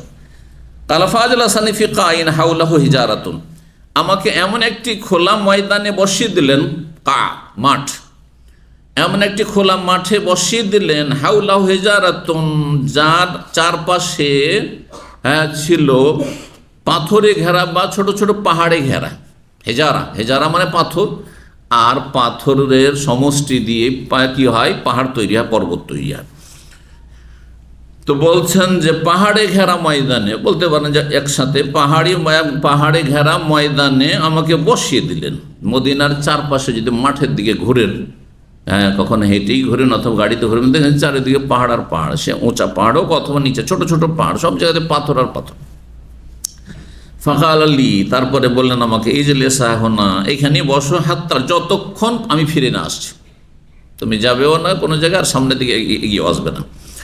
হাত্তা এর যে এলিক, তোমার কাছে না আসা পর্যন্ত তুমি এখানেই বসো। তাহলে ফান্তালাক ফিল হাররাতে, তারপরে ছোট ছোট ক্ষুদ্র পাথর বিশিষ্ট এলাকা, যে এলাকাগুলির নাম হাররা, দুই দিকে রয়েছে, মদিনার পশ্চিমে আর পূর্বে হাররা রয়েছে। পশ্চিমের হাররাকে বলে হাররা গারবিয়া, একটি মহল্লার নাম, আর পূর্ব দিকে বাকির দিকে যে আপনার বাবে জিব্রাইল দিয়ে সালাম দিয়ে যখন আপনি বেরিয়ে চলে যাবেন, যে দিকে, ওই দিক থেকে বেরিয়ে চলে যান আপনি, বাকির যে কবরস্থান ওই দিকে বেরিয়ে চলে যান। তো ওই দিকের মহল্লার নাম হচ্ছে হাররা শারকিয়া। এই হাররা শারকিয়া আর হাররা গারিবা সব জায়গায় গিয়েছি আলহামদুলিল্লাহ মদিনায় থাকাকালীন ছাত্র জীবনে। তো হাররা শারকিয়াতে বিশেষ করে খুব বেশি যাওয়া হইতো, কারণ একজন আমাদের বাংলাভাষী সৌদি নাগরিক ছিলেন, শেখ, মদিনা ইউনিভার্সিটির মাধ্যমিকের ওস্তাদ ছিলেন তিনি। মদিনা ইউনিভার্সিটিতে প্রথম দিকে যারা পাশ করেছেন তাদের একজন তিনি। তো তিনি এখানকার নাগরিক হয়ে গেছিলেন, আমাকে খুব পরিচয় ছিল এবং খাতির ছিল, খুব ভালোবাসতেন, মোট কথা খুবই ভালোবাসতেন, প্রায় ডাকতেন, চলে যেতাম। ফজরে এসে বাবুসালাম এসে দেখা করেন, ফজর প্রতিদিন উনি ফজর রাহিমাহুল্লাহ দুনিয়া থেকে চলে গেছেন, তার ইন্তেকালের আগেও গিয়ে মদিনা এখান থেকে গিয়ে দেখা করে এসেছি, এখানে আসার পরে তিনি ইন্তেকাল করেছেন। তো ফজরে যেতাম, সালাম দোয়া করতাম, আমার সাথে যদি দেখা করতে চাও তাহলে বাবুসালামে আসবো, ফজর পড়বে, চলে আসতাম। ফজরতে ফেরি কোনো গাড়ি নেই, আসর থেকে নিয়ে এসা পর্যন্ত মদিনা ইউনিভার্সিটির গাড়ি থাকে, মদিনা ইউনিভার্সিটির বাইরে আসতাম, আর আসার পরে দাঁড়াইতাম, তখন ওই রিয়াল লাইনের গাড়ি পাওয়া যেত, এখনও 5 রিয়াল হয়েছে, 2 রিয়ালে তখন, যেমন একসময় খবর কিন্তু 2 রিয়াল ছিল। আমি এখানে যখন আসি প্রথম 2 রিয়ালে খবর যাওয়া যেত আপনার রিয়াজ ব্যাংকের ওইখান থেকে, বুঝা গেছে, আর 3 রিয়ালে তো পাওয়া যাওয়া যেত, আর এইদিকে যত ডাল্লা সানায়া পর্যন্ত 2 রিয়াল 3 রিয়ালে যাওয়া যেত। তো 91 যাওয়া যেত 2 রিয়াল 3 রিয়ালে, এখানে ছিল। আজকে থেকে 27 বছর আগে, তার আগে 35 বছর আগের কথা বলছি, মদিনা ইউনিভার্সিটিতে 2 রিয়াল ছিল। তো এসে দাঁড়াইতাম, আর ওই বধুগুলো সব পিক আপ নিয়ে আসতো, আর রিয়াল হ্যাঁ হ্যাঁ হারাম হারাম হারাম করতো, চড়িয়ে নিলাম, চলে এলাম। তো এসে সালাম দোয়া করে যেতাম। মাঝে মাঝে বলতেন যারা দুপুরে আসবে খাওয়া দাওয়া করবে, মাঝে মাঝে রাত্রে ডাকতে, রাতে আসবে, খুব যেতাম ওনার বাড়িতে রাহিমাহুল্লাহ। তার শেষ অসুস্থ ছিলেন জানতে পারলাম তার ছেলেদের মাধ্যমে। তো তার সাথে খেতে বসতাম, ছেলের আগে একটাও বাংলা শেখায়নি, যেহেতু সৌদি নাগরিক হয়ে গেছে, তো বাংলাই শিখানি, তারপর শিখালে ভালো ছিল। তো যাই হোক, তো খেতাম, উনি আমার সাথে বাংলা কথা বলতেন, আর ওনার 8-9 জন ছেলে সব একসাথে খেতে বসতো, সব ফেল করে তাকাইতো, কিছুই বুঝতো না যে বাবা কি কথা বলছে আমার সাথে, কথা বুঝতে পারছেন। ওরা এইদিকে বসে আছে, ওদের সাথে আরবি বলছি, এইদিকে ওর বাপের সাথে বাংলায় বলছি, এই অবস্থা। তা আমি বলতাম তোমরা বাংলা শেখনি কেন? তো দেশে যাবে, আত্মীয় স্বজন তো দেশে আছে, তো তাদের সাথে দেখা সাথে হলে তো সেলাতুল আরহামি হবে না, তো তোমাদের ট্রান্সলেটার লাগবে, তো ভাষী লাগবে, তোমাদের আক্ষেপ করতো, তো আক্ষেপ করে তো লাভ নেই। ও না হয় সৌদি নাগরিক হয়েছে, কিন্তু যারা সৌদি নাগরিক হয়নি, চিটাগাং আর নোয়াখালীর, বিশেষ করে রাগ করবেন না আবার, চিটাগাং নোয়াখালীর লোক মক্কায় মদিনায় অনেক আছে, এরা পরম্পরায় 50-60 বছর আগে থেকে আছে। ওদের 1-2 মাঝে মধ্যে পাবেন, এরা বার্মাইয়াদের মতো, হ্যাঁ, আরাকান বার্মা যারা লোকেরা মক্কায়, ওদের মতো কেউ কেউ তাদের নাগরিক হয়েছে, অধিকাংশই নাগরিক হয়নি, কিন্তু একটা অক্ষর বাংলা জানে না। আরে তুমি সৌদি আরবের নাগরিক, আরব দেশের নাগরিকও হইতে পারলে না, আর তুমি ছেলে মেয়েদেরকে বাংলাও শিখালে না, তো হঠাৎ করে যখন এখান থেকে যেতে বাধ্য হবে, উপায় তো নেই, হ্যাঁ, দেশে যেতেই হবে কোনো এক সময়, যেমন উপায় নেই মরতে হবে এক সময়, যত পয়সা আর ধান্দা করেন না কেন, তেমনি দেশে ফিরে যেতেই হবে, যতই আপনি ধান্দা করেন না কেন, কথা বোঝা গেছে না? কারণ এটা হচ্ছে প্রবাস। তো এটা মোটেই ঠিক নয় যে আপনি একটা বাংলা জানেন না, আল্লাহ হেদায়েত করুক এইসব লোকদেরকে। এদেরকে মক্কা মদিনায় দেখা হইলে বলি যে তোমরা কি দেশে ফিরে যাবে না? এয়ারপোর্টে ইমিগ্রেশন যখন জিজ্ঞাসা আরবিতে উত্তর দেবে না। আশ্চর্য কথা। এটা ছেলে, ওর বাবা 91 থাকে। আরও হাসার গল্প শুনে, হ্যাঁ হাসার গল্প, মানে মানুষের বিবেক বুদ্ধি কেমন।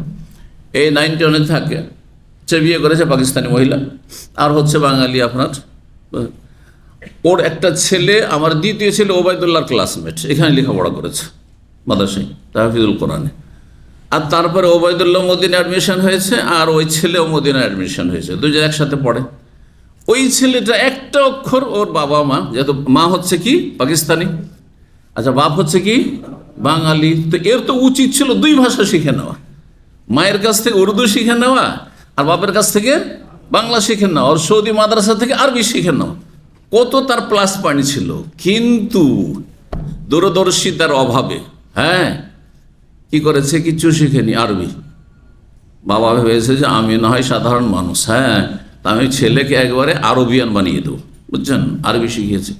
এখন এসেছে ওর ফুফু উমরাতে, ফুফু এসছে ওই ছেলেটার মদিনা উমরাতে এসেছে, আসার ফুফুর সাথে দেখা করতে গেছে।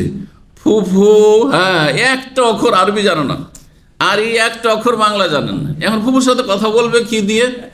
তা আমার ছেলে এসে, আমার যখন ছুটিতে বাড়ি এসছে, এখানে আমার কাছে এসছে, বলছে যে আমি ওই ছেলেটার হয়েছি, মুতারজম হয়েছি, ফুফুকে তর্জমা করে বুঝাচ্ছি, আর ফুফু কি বলছে সেটা তখন তর্জমা করে দিচ্ছি।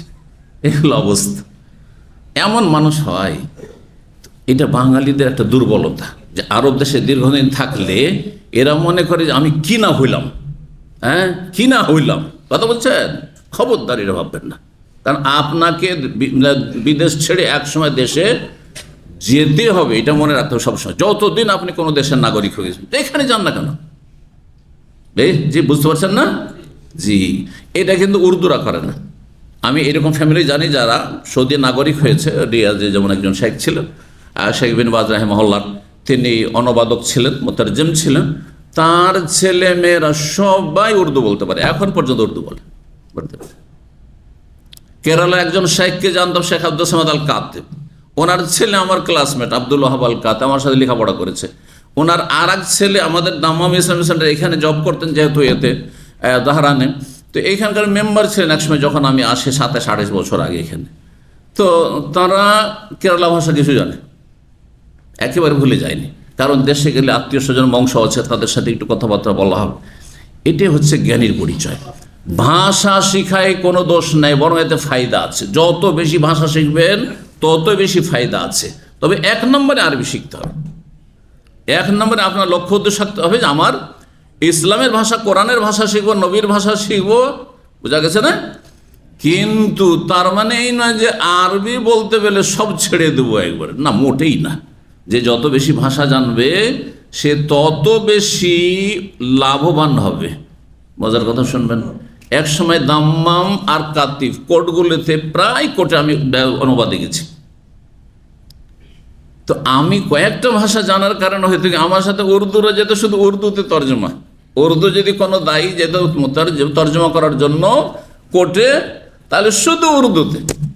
উর্দু দিয়ে কতটা স্বার্থ সে, ওই আপনার পাকিস্তানিটা পারছে, ইন্ডিয়ান মোটামুটি পারছে, মানে উর্দু বুঝে সেজন্য। কিন্তু যখন একজন ইন্ডিয়ান বলছে আমি উর্দু পড়তে পারি না, আমি হিন্দি পারি, আর লিখে লিখে অনুবাদ, অনেক সময় লিখে লিখে অনুবাদ করতে হবে, তারপর হিন্দি লিখতে জানে না, ও পড়তেও জানে না, ওই মুতারজম যিনি গিয়েছেন অনুবাদ করার জন্য। কিন্তু আলহামদুলিল্লাহ আমি বাংলাও জানি, লেখাপড়া সবই জানি, মাতৃভাষা আমার, আবার উর্দুও জানি, যথেষ্ট মাদ্রাসায় উর্দু লেখাপড়া করেছি, আরবিও জানি। আবার তারপরে কেউ হিন্দি আসতো, বলছে যে আমি ইন্ডিয়ান ঠিকই, উর্দু তো বুঝি কিন্তু উর্দু লিখতে পারি না, উর্দু পড়তে পারি না, এখন লিখিত অনুবাদ হইতে হবে।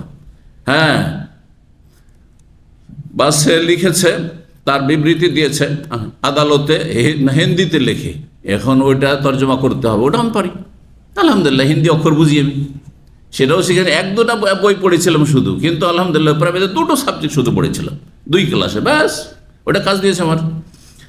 আচ্ছা, নেপালি চলে আসতো, নেপালি হিন্দি তো বুঝে, উর্দু তো বুঝে, হ্যাঁ ক্যা হ্যাঁ ঠিক হ্যাঁ সব বুঝে, ঠিক না? কিন্তু নেপালি ভাষায় যখন লিখা আসবে, হিন্দির অক্ষর আর নেপালের অক্ষর একই, আর ওই হিন্দির অক্ষর যেহেতু বুঝি সেই জন্য তাদের অক্ষর আমি পড়ে নিতে পারি। ফায়দা হলোটা হলো না? তো আমি একজন গেলে কাজী আমাকে এত ভালোবাসতে, একজন কাজী ছিলেন, হ্যাঁ খুব সিনিয়র কাজী ছিলেন, এখন রিয়াজে চলে গেছেন এবং সুপ্রিম কোর্টের কাজী হয়ে গেছেন। উনি এত ভালোবাসতেন, বলতেন যে মাশাআল্লাহ আন্ত তারিফ আরবি, বাঙালি, উর্দু, হিন্দি, কেমন নেপালি, হ্যাঁ কেমন ইংলিশ, হ্যাঁ আমরা খামসিন ফিল্মে 50-50 কথা বলছেন না? কিছু ভাষা 50-50 বুঝি, কিছু ভাষা অনেকটাই বুঝি, জি সবটাই বুঝি আবার বলি না। কিন্তু একজন আমার ছাত্র, রাগ করবেন না আপনারা, অল্পবিদ্যা ভয়ঙ্করী, এখন পর্যন্ত আমি কখনো জীবনে বলিনি যে আমি আরবি একবার মেয়া মেয়া, হ্যাঁ অথবা বাংলা আমি মেয়া মেয়া, হ্যাঁ অথচ আমি আমার যারা ঘনিষ্ঠ মানুষ, পরে ঘনিষ্ঠ হয়েছে, কিন্তু আমার বাল্য জীবন জানে না ব্যাকগ্রাউন্ড কতটা বাংলা লেখাপড়া করেছি, তো বলছে যে আপনি বিএ পাস করেছেন তাই না? আমাকে বলছে যে আপনি মানে বিএ পাস করেছেন বাংলায় না? তা আমি বললাম বিএ পাস, মাধ্যমিকও পাস করিনি। হ্যাঁ সুবহানাল্লাহ। তো আমার ভাষা শুনে, আপনার ভাষা বলছেন না, কমপক্ষে আপনি বিএ পাস করেছেন, গ্রাজুয়েশন করেছেন, বুঝছেন না? তো তারপরও কোনোদিন দাবি করিনি যে আমি এই ভাষা খুব বেশি জানি, সব ভাষাই দুর্বল, তবে কোনো ভাষা একটু কম জানি, কোনো ভাষা একটু বেশি জানি। আর আমার এক ছাত্র সামান্য একটু তালিমুল লোগাল আরবিয়া পড়েছে আর একটু সামান্য বুঝে, কতটা বুঝে? 20% বুঝে।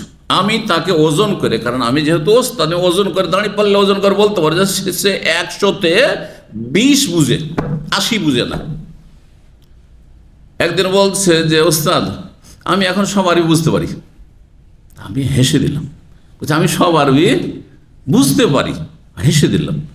আর তারপরে তখন ওই কিতাবুত তাওহীদের একটা ব্যাখ্যা নিয়ে আসছে, হ্যাঁ না উসুল সালাসা, কিতাবুত তাওহীদ আরও অনেক একটু কঠিন, ওসুর 3টি মূলনীতি, ছোট্ট একটি কিতাবের আরবি ব্যাখ্যা শেখ ইবনে উসাইমিনের বা শেখ সালেহ ফৌজানের নিয়ে আসার পরে বলছে যে ওস্তাদ এটা বুঝতে পারি না, তার কয়েকদিন পরেই বলছে এখন সব বুঝি আমি। অল্পবিদ্যা ভয়ঙ্করী। যখন আমরা হাদিস পড়তাম, এই যে হাদিসে কত সময় লেগে যাচ্ছে তাই না?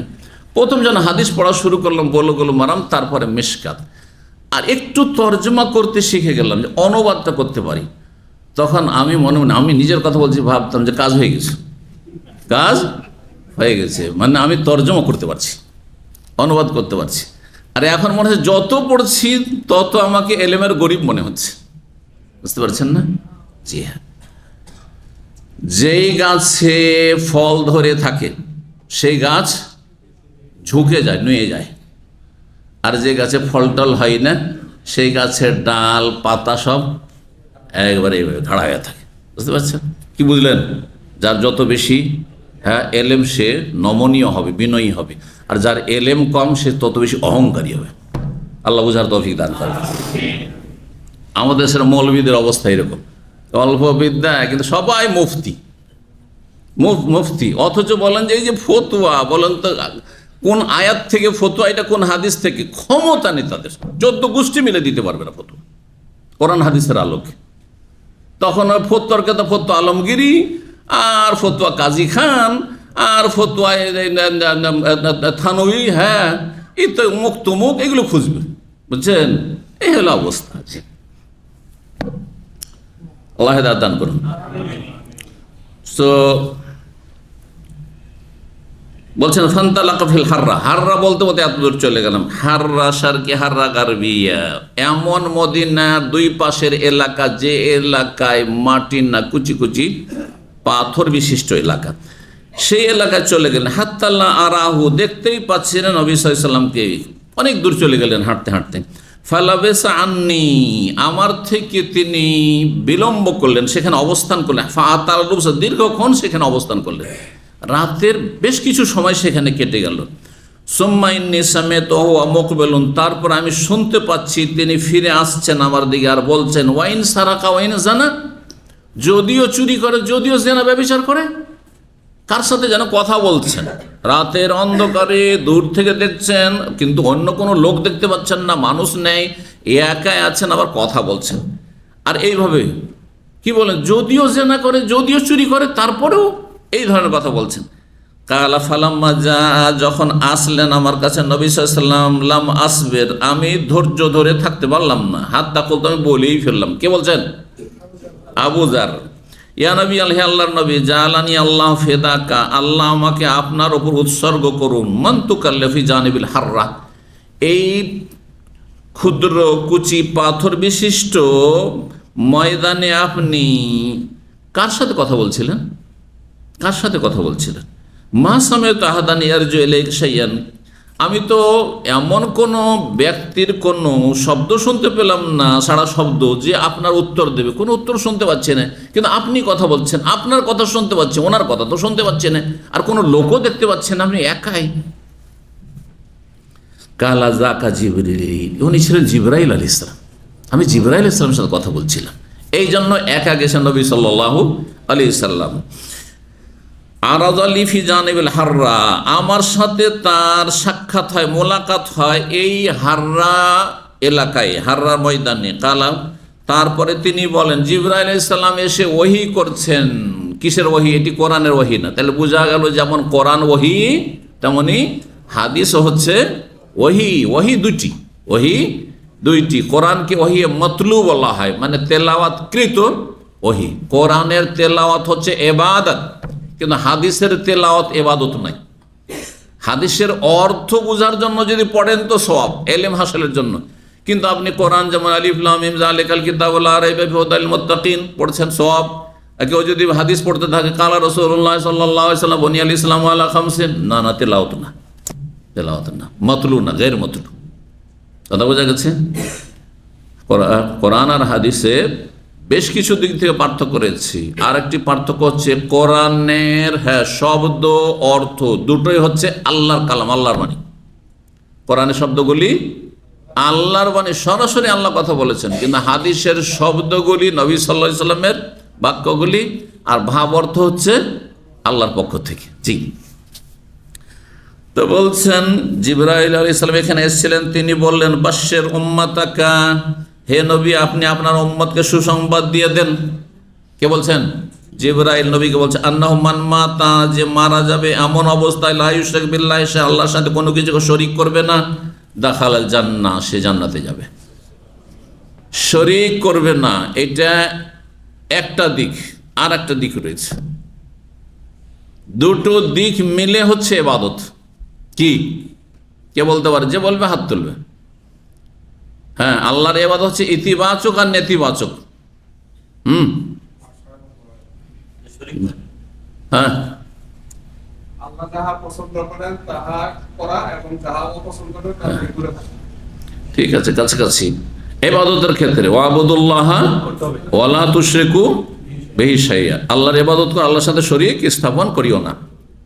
তাহলে দুটোকে, লা ইলাহা ইল্লাল্লাহ, মাবুদ নেই এগুলো, ইল্লাল্লাহ, একমাত্র মাবুদ হচ্ছে, সত্য মাবুদ হচ্ছেন আল্লাহ। এবার বোঝা গেছে ইতিবাচক আর নেতিবাচক, পজিটিভ আর নেগেটিভ দুটো যদি না থাকে তো মুসলিম নাই। শুধু শিরিক করেন না, শুধু শিরিক করেন না, দরগা দুর্গার ধার ধারেন না, কিন্তু ইবাদতও করেন না, মুসলিম থাকবে না। একটা লোক মাজার পূজা করে না, নামাজও পড়ে না, হ্যাঁ, আল্লাহকে সেজদাও করেন না, জান্নাত পাবে? পাবে না। আর একটি লোকের পজিটিভ আছে কিন্তু নেগেটিভ নাই, নামাজ পড়ে কিন্তু শিরিক করে। আল্লাহ বলছে ইবাদত করো, নামাজ পড়ো, শিরিক করিও না, তাই না?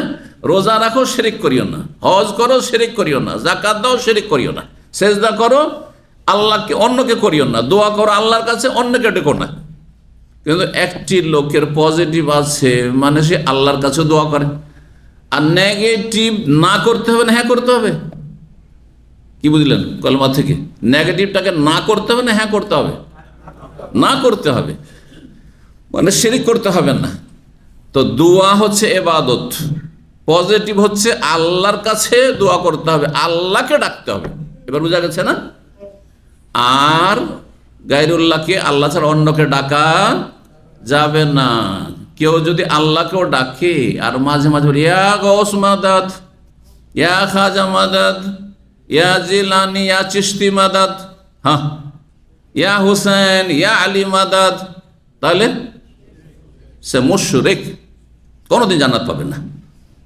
তাহলে দুটোই লাগবে, লা ইলাহাও লাগবে, শিরিক মুক্ত হইতে হবে, আর ইল্লাল্লাহ ইবাদত আল্লাহর জন্য হইতে হবে, নামাজি হইতে হবে, রোজাদার হইতে হবে, যাকাত দাতা হইতে হবে, হজকারী হইতে হবে, যা ফরজ আদায় করতে হবে, আর শিরক এবং অন্যান্য সমস্ত হারাম থেকে বাঁচতে হবে। কমের পক্ষে যেসব বড় অপরাধ, এমন অপরাধ যেগুলোতে ঈমান ভঙ্গ হয়ে যায়, শিরক কুফরি, সেগুলোকে না বাঁচলে আপনার ইবাদত বন্দেগী কোনোটাই কাজে আসবে না, সব জ্বলে ছারখার হয়ে যাবে। তো এখানে যে বলা হয়েছে, সংক্ষেপে বলা হয়েছে, মানমাতা, যে মারা যাবে এমন অবস্থায় যে আল্লাহর সাথে কোনো কিছুকে শরিক করলো না, আর ইবাদত করলো না, নামাজ পড়লো না, নামাজ পড়লো, রোজা রাখলো, হ্যাঁ, আল্লাহর ইবাদত করলো আর শিরিক করলো না। কারণ কোরআনে কি বলা হয়েছে, ওয়াবুদুল্লাহ, ইবাদত করো, শিরিক করিও না। এটা বুঝাইতে চাইছি। কখন আপনি তরজমা পড়ে আপনি ফতোয়া দিয়ে দিবেন না, বলে শিরক না করলে, নামাজ না পড়লে কি হবে, তো হাদিসে আছে শিরক না করলে, আমি তো মাজার পূজা করি না, আমি তো মূর্তি পূজা করি না, হ্যাঁ, তাহলে তো নাস্তিক জান্নাতি হয়ে যাবে, হ্যাঁ, নাস্তিক জান্নাত চলে যাবে। তাহলে কারণ নাস্তিক আল্লাহর ইবাদত তো করে না আর শিরকও করে না। নাস্তিক যদি সত্যিকার নাস্তিক হয় তো মাজার পূজাও করে না আর আল্লাহর ইবাদত করে না, তো জান্নাতি নাকি? হ্যাঁ, আমাদের মুসলিম সমাজের কবর পূজারিও ভালো করে জানে, মাজার পূজারি, পীর পূজারিও ভালো করে জানে যে নাস্তিক জাহান্নামী, কিন্তু নিজেরা যে জাহান্নামী এই খবর নেই তাদের। আল্লাহ বুঝার তৌফিক দান করে। জি, যেমন নাস্তিক যে আল্লাহ নেই বলছে সে কাফের, যে বলছে বহু আল্লাহ আছে, বহু মাবুদ আছে, সেও কাফের মুশরিক। বলতো ইয়া জিবরিল, আমি বললাম হে জিবরিল, নবী সাল্লাল্লাহু আলাইহি ওয়াসাল্লাম বলছেন, আমি বললাম জিবরাইল, ওয়াইন সারাকা ওয়াইন জানা, তখন আমি বলছিলাম, যখন এই সুসংবাদটা দিতে বললেন জিবরাইল, তখন বলছে আরে মুসলিম সমাজে যদি এমন ব্যক্তি হয় যে ব্যক্তি শিরক করেনি, আল্লাহর ইবাদতবন্দি করেছে, মানে নামাজি, কিন্তু নামাজি চোর। কথা ভালো করে বুঝেন, এই নয় আমাদের দেশের চোর কিন্তু নামাজি হয় না, আমাদের দেশের জেনাকারী সাধারণত নামাজি হয় না, বুঝছেন না, ব্যতিক্রম হয় হয়তো কিছু। তো এমন লোক যার ইমানকে সে টিকিয়ে রেখেছে কিন্তু পাপিষ্ট, সুদখোর নামাজি, ঘুষখোর নামাজি, অফিসার আছে, পাঁচ টাইম নামাজ পড়ে, ঘুষ খায়। আমি এরকম অফিসার জানি যে দাঁড়িয়ে আছে আর 5 টাইম নামাজ পড়ে, এমনকি আহলে হাদিস বংশের, আর সে ঘুষ খাই রিপোর্ট আছে। হ্যাঁ, অস্থায়ী জাহান্নামে যাবে যদি তওবা না করে, স্থায়ী জাহান্নামে হবে না, কারণ তার যেহেতু মূল ইসলাম টিকে আছে, সে ফাসিক, সে কাফের নয়। তখন জিবরাইলকে নবী বলেছিলেন ওয়াইন সারাকা, যদিও চুরি করে, যদিও জানা করে, কালার নাম, জিবরাইল বলে হ্যাঁ, কিন্তু জান্নাতে যাবে, মানে প্রথমখানে জান্নাতে যাওয়া 2 রকম, একটা হচ্ছে প্রথমেই জান্নাতে যাওয়া, আর একটা হচ্ছে সাজা শাস্তির পরে জান্নাতে যাওয়া। যে মুসলিম সমাজের যারা চোর, জেনাকারী, মদখোর, কিন্তু নামাজি আর মাজার পূজারি নয়, নামাজি আর নামাজি ইতিবাচক, আর মুশরিক নয়, নাস্তিক নয়, তাহলে কখনো হইলেও জান্নাত যাবে, কারণ তার যেহেতু ইসলামকে সে রক্ষা করেছে। ফাসিক, পাপিষ্ট, সেই জন্য তার সাজা শাস্তি হবে, কবরের শাস্তি দিয়ে মাফ হইলে হইল, দুনিয়ার শাস্তি পেয়েছে, বালা মুসিবতে খুব রোগ ভুগিয়েছে আর অনেক কষ্ট পেয়েছে দুনিয়াতে, হইল, তাতেও যদি কিছু মাফ হয়ে যায় হইল, আর তাতেও যদি মাফ না হয় তাহলে জাহান্নামে যাবে, আর জাহান্নামে জ্বলে জ্বলে জ্বলে, আর তারপরে তখন আল্লাহর রহমত হলে, তার কাফারা হইলে, অথবা নবীর শাফাত হইলে, তখন সে জান্নাতে আসবে। কালার নাম, তার বলছেন বলতো ওয়াইন সারাকা ওয়াইন জানা, কালার নাম ওয়াইন সারেবাল খামর, আচ্ছা মদও যদি খায় একজন নামাজি আর তার সাথে শিরক করেনি, মাজার পূজা করেনি, আর মদখোর, জান্নাতে যাবে না? যাবে না? হ্যাঁ, আমাদের দেশের লোকেরা মাজার পূজারীকে ঘৃণা করে না, বেনামাজিকে ঘৃণা করে না, কিন্তু মদখোরকে ঠিকই ঘৃণা করে। মদখোরকে আপনাদের প্লেটে বসতে দেবেন খেতে? যদি জানেন যে মদ খায়, বসতেই দিবেন না। হ্যাঁ, মদ খেয়ে এখন আছে, মদ্যপ হয়ে আছে, হ্যাঁ, নেশাগ্রস্ত আছে, প্লেটে নেবেন খেতে? হ্যাঁ, বাড়িতে ঢুকতে দিবেন? ওটা ঢুকতে দিবেন না। কিন্তু মুশরিকের সাথে আত্মীয়তা করছেন, মাজার পূজারীকে মেয়ে দিয়ে দিচ্ছেন, আপনি মাজার পূজারীকে বিয়েই বানিয়ে নিচ্ছেন, হ্যাঁ, মাজার পূজারি বউ নিয়ে চলে আসছেন উঠিয়ে, মাজার পূজারি জামাই বানিয়ে নিচ্ছেন আপনি। আউযুবিল্লাহ। মাজার পূজারি এই মদখোরের চাইতে অনেক বড় পাপী। এই মদখোর অস্থায়ী জাহান্নামী যদি বিনা তবে মারা যায়, আর যে মুশরিক যে মাজার পূজারি সে স্থায়ী জাহান্নামী, যেমন নাস্তিক স্থায়ী জাহান্নামী। জি, আমার আলোচনা রয়েছে, ভালো করে শুনে, 10টি জাহান্নামের ওপর 10টি জান্নাতের ওপর। তার মধ্যে এই 10টির মধ্যে 2টো স্থায়ী জাহান্নামী আর অস্থায়ী জাহান্নামী কারা, এই আলোচনাগুলি রয়েছে। তাহলে বিষয়টি আরও বুঝতে পারবেন। তো যাই হোক, নবী সাল্লাল্লাহু আলাইহি ওয়াসাল্লাম বলছেন যে যদিও সে মদ পান করে, জিবরাইল বলছে যদিও মদ পান করে জান্নাতে যাবে, কিন্তু প্রথমখানে না দখুল আউয়ালিন, না কখনো, সাজা শাস্তির পরে। জি, এই ছিল হাদিস। আর তারপরে হাদিসে কিছু সনদের কথা রয়েছে। ইমাম বুখারী রাহিমাহুল্লাহ বলছেন যে হাদিস আবু সালেহ এই হাদিসটা আবু দারদা থেকে মুরসাল বর্ণিত হয়েছে। আর তারপরে বলছে ওয়াসাহি হাদিস আবু যারের হাদিসটি হচ্ছে মুত্তাসিল। কিলা ইয়া আব্দুল্লাহ, ইমাম বুখারীকে বলা হয় হাদিস আতা বিন ইয়াসার। আর একটি সনদ রয়েছে, আতা বিন ইয়াসার বর্ণনা করছেন, আতা বিন ইয়াসার আবু দারদা থেকে। কাল মুরসাল আইজান, এটিও মুরসাল হাদিস। ওয়াসাহি সহি হাদিস সনদের দিকে হচ্ছে আবু যারের হাদিস। ওয়াকাল ইজরেবু আলা হাদিস আবি দারদা, আবু দারদা হাদিসটিকে বাদ দাও, ছুঁড়ে ফেলো। কাল হাদা ইযা মাতা কালা লা ইলাহা ইল্লাল্লাহ, যখন মারা যাবে লা ইলাহা ইল্লাল্লাহ বলে। ব্যাখ্যা কেউ কেউ ব্যাখ্যা করেছেন, যেই ব্যক্তি শিরক করেনি কিন্তু চুরি করেছে, ডাকাতি করেছে, জেনা করেছে, বিভিন্ন পাপে জড়িয়েছে, মদ খেয়েছে, আর ইন্তেকালের পূর্ব মুহূর্তে অন্তরের খুলুসিয়তের সাথে লা ইলাহা ইল্লাল্লাহ বলেছে, সে জান্নাতে যাবে। এটা আরেকটি ব্যাখ্যা হয়ে গেল। তাহলে কিন্তু ধরেন হঠাৎ করে মারা গেল, হ্যাঁ, মদ খেয়েছে, জেনায় লিপ্ত হয়েছে, অথবা চুরি করেছে, বেঈমানি করেছে, তারপরে মারা গেল, আল্লাহ ইল্লাল্লাহ শেষখানে নসিব হয়নি, তাহলে জান্নাতে যাবে না, জাহান্নামে যাবে। তবে স্থায়ী জাহান্নামে হবে না, যেমনটা বললাম, যদি তার ঈমান টিকে থাকে, ঈমান ভঙ্গ না করে থাকে। 14 নম্বর অধ্যায় হচ্ছে বাবু কাউলিন নবী সাল্লাল্লাহু আলাইহি ওয়া সাল্লাম, নবী সাল্লাল্লাহু বাণী সম্পর্কে, মা ইয়াসুরুনি আন্না ইনদি মিসলা উহুদ্দিন হাযা যাহাবান। ঠান্ডা লাগে না আপনাদের? একটু বন্ধ করে দিতে, পরে গরম লাগলে চলবে। একটা দুটার পিছনে লাগে না।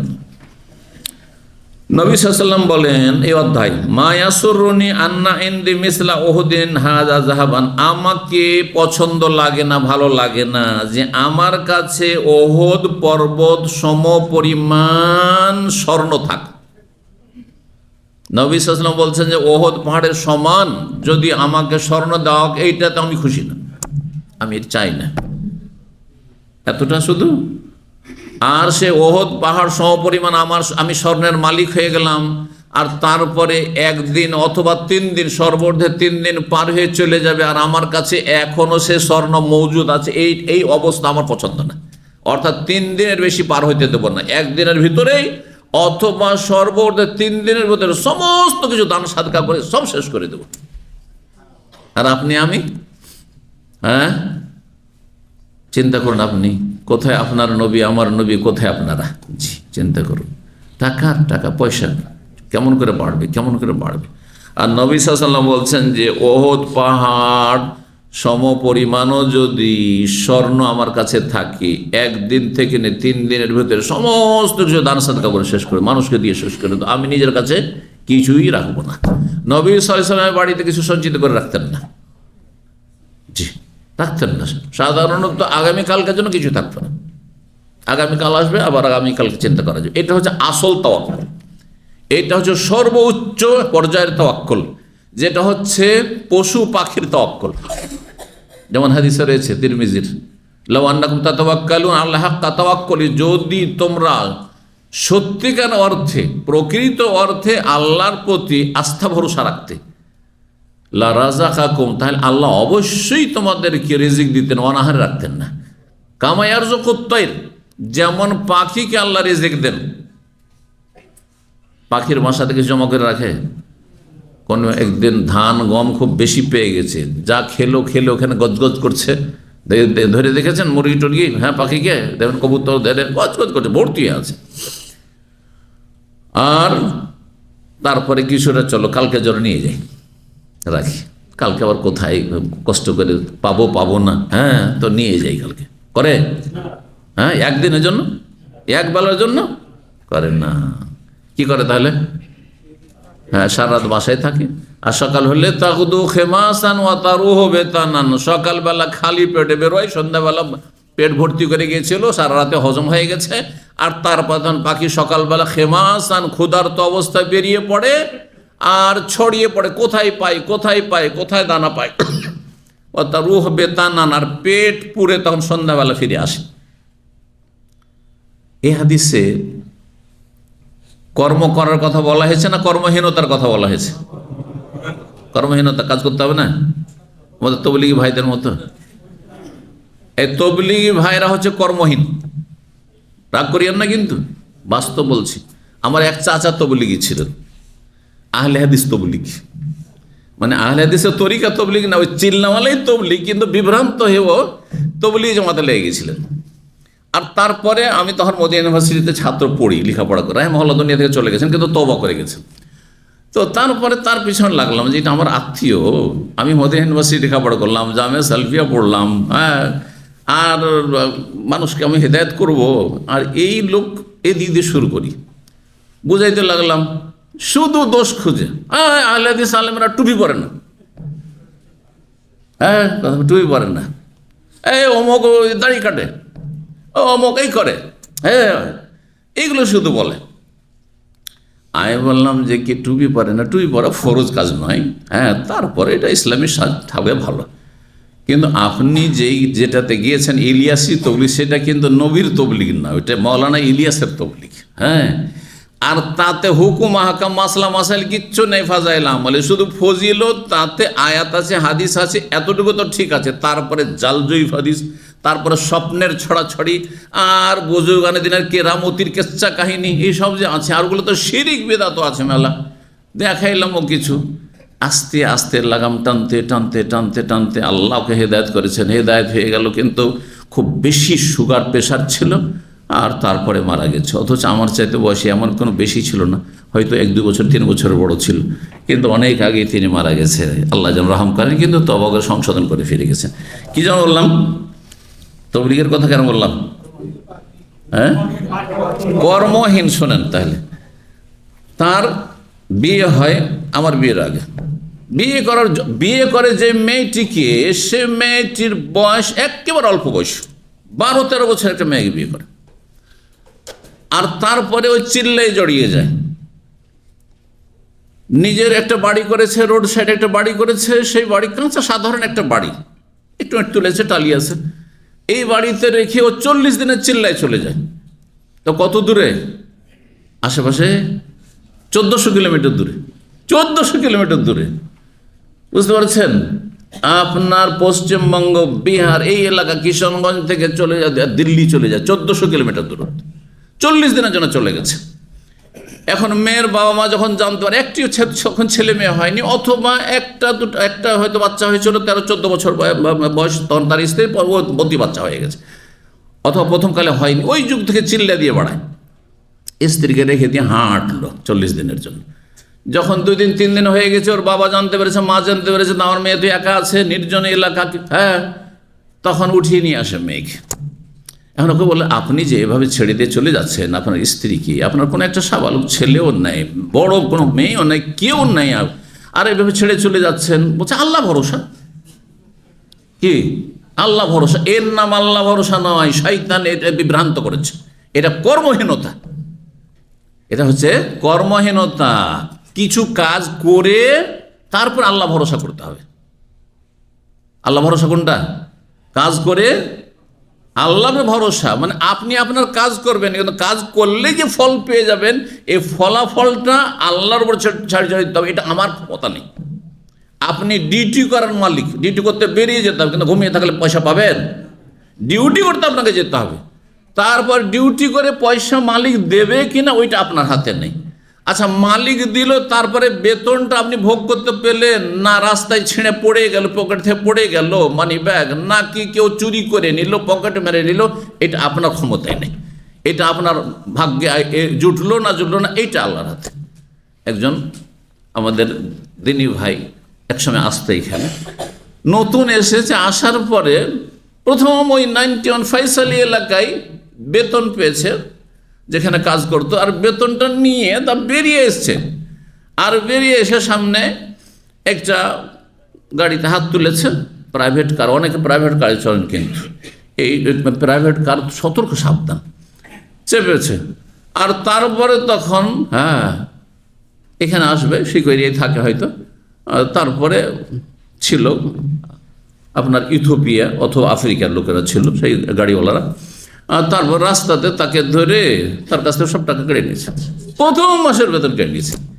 এই যে মেহনত আপনি করলেন, আর তারপরে আপনার বেতনটা ভোগ করবেন কি না, এটা আল্লাহর হাতে, আপনার হাতে নয়। কিন্তু আপনাকে মেহনতের চেষ্টা করতে হবে। কর্মহীনতার নাম আল্লাহ ভরসা নয়, ভালো করে শোনায়, কর্মহীনতার নাম আল্লাহ ভরসা নয়। এই তবলিগি ভাইয়েরা আল্লাহর উপরে তাওয়াক্কুল ভরসাকে বুঝতে গিয়ে বিভ্রান্ত হয়েছে, ভুল করেছে। অথচ দুনিয়ার ক্ষেত্রে সবাই করছেন। এখন ভাত সামনে প্লেটে আসবে যখন, যদি আল্লাহ ভরসা, যদি রিজিক থাকে তো এমনি খেতে পাবো। আরে ভাই খান, আপনার সাথী সঙ্গে যারা বসে আছে আশেপাশে বলছে খান, খান খান, বলছে আল্লাহ ভরসা। যে তকদিরে থাকে তো পেট ভরে যাবে, হবে না? হাত বাড়াইতে হবে, উঠাইতে হবে, মুখে দিতে হবে, আবার চিবাইতে হবে, গিলতে হবে, এতগুলি কাজ করতে হবে, হবে না? হবে না? জি হ্যাঁ, কাজ করে ফলাফল রবের জন্য। ওই রকম স্ত্রীকে আপনি রেখে আসবেন রে ভাই, তো এমন একটা জায়গায়, নিরাপদ জায়গায় রাখবেন। তারপরে যদি বালা মুসিবত চলে, করার কিছু নেই। আপনার শ্বশুর বাড়িতেও বালা মুসিবত আসতে পারে, মানুষের মাঝে থেকেও বালা মুসিবত আসতে পারে, ক্ষতি হইতে পারে, কিন্তু আপনি নিরাপদ জায়গায় রেখে আসবেন। এইরকমই দুনিয়ার সমস্ত বিষয়ের ক্ষেত্রে।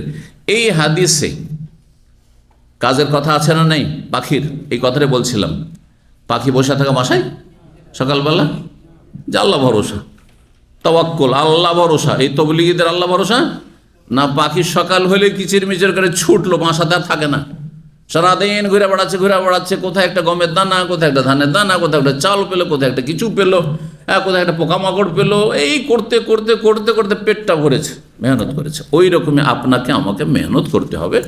আর তারপরে ফলাফল আল্লাহর হাতে, বেশি পাবেন না কম পাবেন, কেমন ভালো পাবেন না মন্দ পাবেন, সেটা আল্লাহ পাক রব্বুল আলামিন জানেন। যাই হোক, 6444 নম্বর হাদিস বর্ণনা করেছেন আবু যার রাদিয়াল্লাহু তাআলা, বলছেন কুনতু আমশি মান নবী সাল্লাল্লাহু আলাইহি ওয়াসাল্লাম ফি হাররাতিল মদিনাতে। ওই আগের হাদিসটি অন্য ভাষা দিয়ে আসছে। আমি নবী সাল্লাল্লাহু আলাইহি ওয়াসাল্লামের সাথে মদিনার পাথর বিশিষ্ট এলাকায় হাঁটছিলাম। ফাস্তাকবালানা ওহুদুন, হঠাৎ করে আমাদের সামনে ভেসে উঠলো ওহুদ পাহাড়। ফাকাল, বলে ইয়া আবু যার, হে আবু যার। কুলতু লাব্বাইক ইয়া রাসূলুল্লাহ, হে আল্লাহ রাসূল হাজির। কালা মা ইয়াসুরুনি আন্না ইনদি মিসলা ওহুদিন হাযা যাহাবান, আমাকে পছন্দ লাগে না, আমি পছন্দ করি না যে আমার কাছে ওহুদ পাহাড় সমপরিমাণ স্বর্ণ থাকবে। তামজি আলাইয়া সালিসাতুন, তৃতীয় দিনও পার হয়ে চলে গেল, একদিন 2 দিন 3 দিন পার হয়ে চলে যাচ্ছে।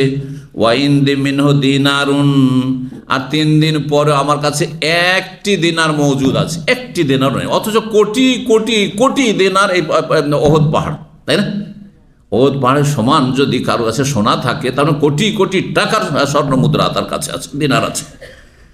কিন্তু একটিও টাকা 3 দিন পরে আমার কাছে খুঁজে পাই। ইল্লা শাইআন, তবে এমন কিছু যদি হয়, আর সদলে দেয়নি, ঋণ পরিশোধের জন্য সেটাকে যদি আমি সঞ্চিত করে রাখি, যে অমুকের পাওনাদার আছে, আমার কাছে পাবে আর সে আসতে পারছে না, সেজন্য এই টাকাটা রাখি, সেটা ভিন্ন বিষয়। এটা হচ্ছে সর্বোচ্চ আল্লাহর ওপর আস্থা, তাওয়াক্কুল নবী সাল্লাল্লাহু আলাইহি ওয়াসাল্লামের। জি, যে আজকে শেষ করে দিলাম, 3 দিনের মধ্যে শেষ করে দিলাম, আবার আল্লাহ রাব্বুল আলামিন রিজিকের মালিক, আবার কোনো দিক থেকে রিজিক আসবে। যদি এরকম করতে পারে তাহলে খুবই ভালো কথা, কিন্তু তারপরে আবার ভিক্ষা করতে না বেরিয়ে যায়, ইমানে জোর থাকতে হবে। এখানে তাহলে একটি মাসলা বলি, কেউ ধরেন 2000 রিয়াল বেতন পায়, আর গোটা বেতনটা যদি দান করে দেয়, জায়েজ কি না? না, কে নাফম ফতোয়া দিল? জায়েজ শর্ত সাপেক্ষ, বিনা শর্তে নয়।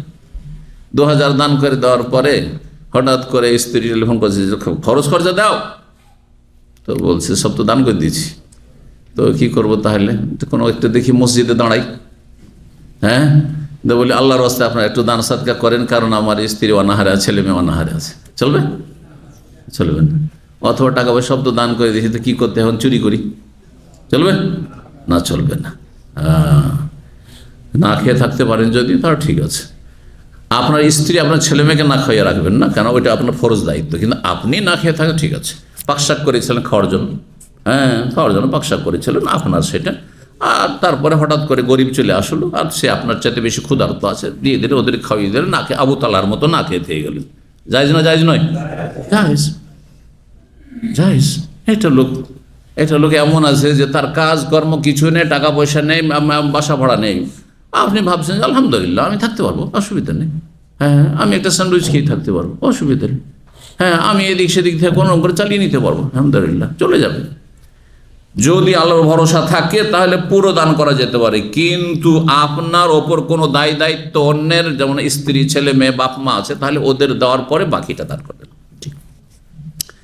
ইল্লা নাকুলা বেহি, হ্যাঁ, ফি ইবাদিল্লাহ, আল্লাহর বান্দাদের মাঝে আমি এইভাবে দান সাদকা করবো, হা কাজা ওয়া হা কাজা হা কাজা, ডানে বামে সামনে পেছনে, ওই হাদিসটার মতো। আইয়ামিনি ওয়ান শিমালি ওয়া মিন খালফি, সুম্মা মাশা, তারপরে কিছুক্ষণ হাঁটলেন, সুম্মা কালা, তারপর ইন্নাল আকসারিনা হুমুল মুকিল্লুনা ইয়াউমাল কিয়ামা, যারা বেশি পয়সাওয়ালা কৃপণ মানুষ দুনিয়ায়, তারা কিয়ামতের দিনে সবচেয়ে বেশি অভাবী তারা হবে নেকির দিক থেকে। এই হাদিসের আরবিতে খুব সংক্ষেপে একটা অর্থ করে দিই। ইন্নাল মুকসিরিনা মালান, হ্যাঁ, আল মুকিল্লুনা সওয়াবান, যাদের দুনিয়াতে পয়সা বেশি, যার যত বেশি পয়সা দুনিয়াতে, তত বেশি নেকির দিক থেকে অভাবী হবে কিয়ামতের দিন। আল মুকিল্লিনা সওয়াবান, নেকির দিক থেকে। জি, তাহলে এইখানে একটি মাসলা, হাদিসটা শেষ করার পর মাসলা জিজ্ঞেস করে বলবেন, কিন্তু ভুলে গেলে যে একটা মাসলা বলতে চেয়েছেন, ঠিক না? কারণ অনেক সময় আমি হয়তো ভুলে যেতে পারি। গুরুত্বপূর্ণ মাসলা আপনাদেরকে জিজ্ঞেস করবে এবং সেটা জেনে নেওয়া খুব জরুরি। বলছেন সুম্মা কাল আলী, তারপরে নবী সামাকে বললেন, মাকানাকা, এই জায়গায় তুমি থাকো, লা তাবরা, নড়বে না এখান থেকে, হাত্তা আতিয়াকা, যতক্ষণ তোমার কাছে না আসবো। সুম্মান তালাকা, তারপর চলে গেলে ফি সাওয়াদ, রাতের অন্ধকারে, হাত্তা তাওয়ারা, চোখের আড়াল হয়ে গেলেন। ফাসামিআতু সাওতান, একটি যেন শব্দ শুনতে পেলাম, কাদ ইরতাফা, খুব উচ্চ স্বরে কথা বলছে কেউ যেন। ফাতাখাওয়াফতু, তখন আমি ভয় পেয়ে গেলাম, আন ইয়াকুনা আহাদুন আরাদ আলিন নবী সাল্লাল্লাহু আলাইহি ওয়াসাল্লাম, যে নবী সাল্লাল্লাহু আলাইহি ওয়াসাল্লামের কোনো শত্রু হয়তো আক্রমণ করে দিল নাকি, এরকম কোনো সারা শব্দ শুনতে পাচ্ছি, কেউ কথা বলছে। ফাআরাদতু আন আতিয়া, আমি চাইলাম যে এগিয়ে চলে যায় নবী সাল্লাল্লাহু আলাইহি ওয়াসাল্লাম খোঁজ খবর নেওয়ার জন্য। ফাযাকারতু কাওলাহু লি, কিন্তু নবী সাল্লাল্লাহু আলাইহি ওয়াসাল্লামের এই বাণীটি আমার মনে চলে আসলো, লা তাবরা হাত্তা, যতক্ষণ তোমার কাছে না আসবো ততক্ষণ তুমি এখান থেকে নড়বে না, সরবে না। ফালান আবরাহ, সুতরাং আমি ফালাম আবরাহাত্তা তানি, নবী সাল্লাল্লাহু আসা পর্যন্ত আমি সেখানে অনড় থাকলাম, বসেই থাকলাম। বলতো ইয়া রাসূলুল্লাহ, আমি বললাম হে আল্লাহ রাসূল, লাকাদ সামিআতু সাওতান, আমি কিছুক্ষণ আগে আপনি যখন দূরে ছিলেন, চোখের আড়াল হয়ে গেছে রাতের অন্ধকারে, একটি শব্দ শুনতে পেলাম, যাতে আমি খুব আশঙ্কা করেছিলাম যে আপনার কোনো শত্রু আক্রমণ করে দিল নাকি। ফাযাকারতু লাহু, বিষয়টি বললাম। ফাকালা, বলল হাল সামিআতাহু, তুমি কি কোনো সাড়া শব্দ শুনতে পেয়েছো, আওয়াজ শুনতে পেয়েছো? বলতো নাম, হ্যাঁ শুনতে পেয়েছি। কালা যাকা জিবরিল, উনি তো জিবরিল ছিলেন, আতানি, আমার কাছে আজকে রাত্রে এসেছিলেন। আর এসে মান মা তালা ইউসুবিল্লাহ শাইয়া দাখালাল জান্নাহ, যে ব্যক্তি মারা যাবে শিরক মুক্ত অবস্থায়, আল্লাহর ইবাদত বন্দেগী ফরজ ওয়াজিব আদায় করে, সে জান্নাতে যাবে। ওয়াইন জানা ওয়াইন, বলতো, আমি বললাম যদিও জেনাকারী হয়, যদিও চোর হয়, তাহলে ওয়াইন জানা ওয়াইন সারাকা। তাহলে সংক্ষেপে আবার জিজ্ঞাসা করি, চোর বা জেনাকারী বা মদখোর জান্নাতে যাবে না যাবে না? দিয়ে দিলেন ফতো, মুশকিল। এটা যদি রেকর্ড হয়ে যাবে, চোর তো সব খুশি হয়ে যাবে, জেনাকারী লুচ্চা সব খুশি হয়ে যাবে, লম্পটগুলো সব খুশি হয়ে যাবে, সব জান্নাতি বানিয়ে দিলেন না? আজব ফতোয়া আপনাদের, হ্যাঁ? একজন ফতোয়াদের মুফতি, এত মুফতি দিয়ে গোলমাল হয়ে যাবে। হ্যাঁ হ্যাঁ, কি শর্ত?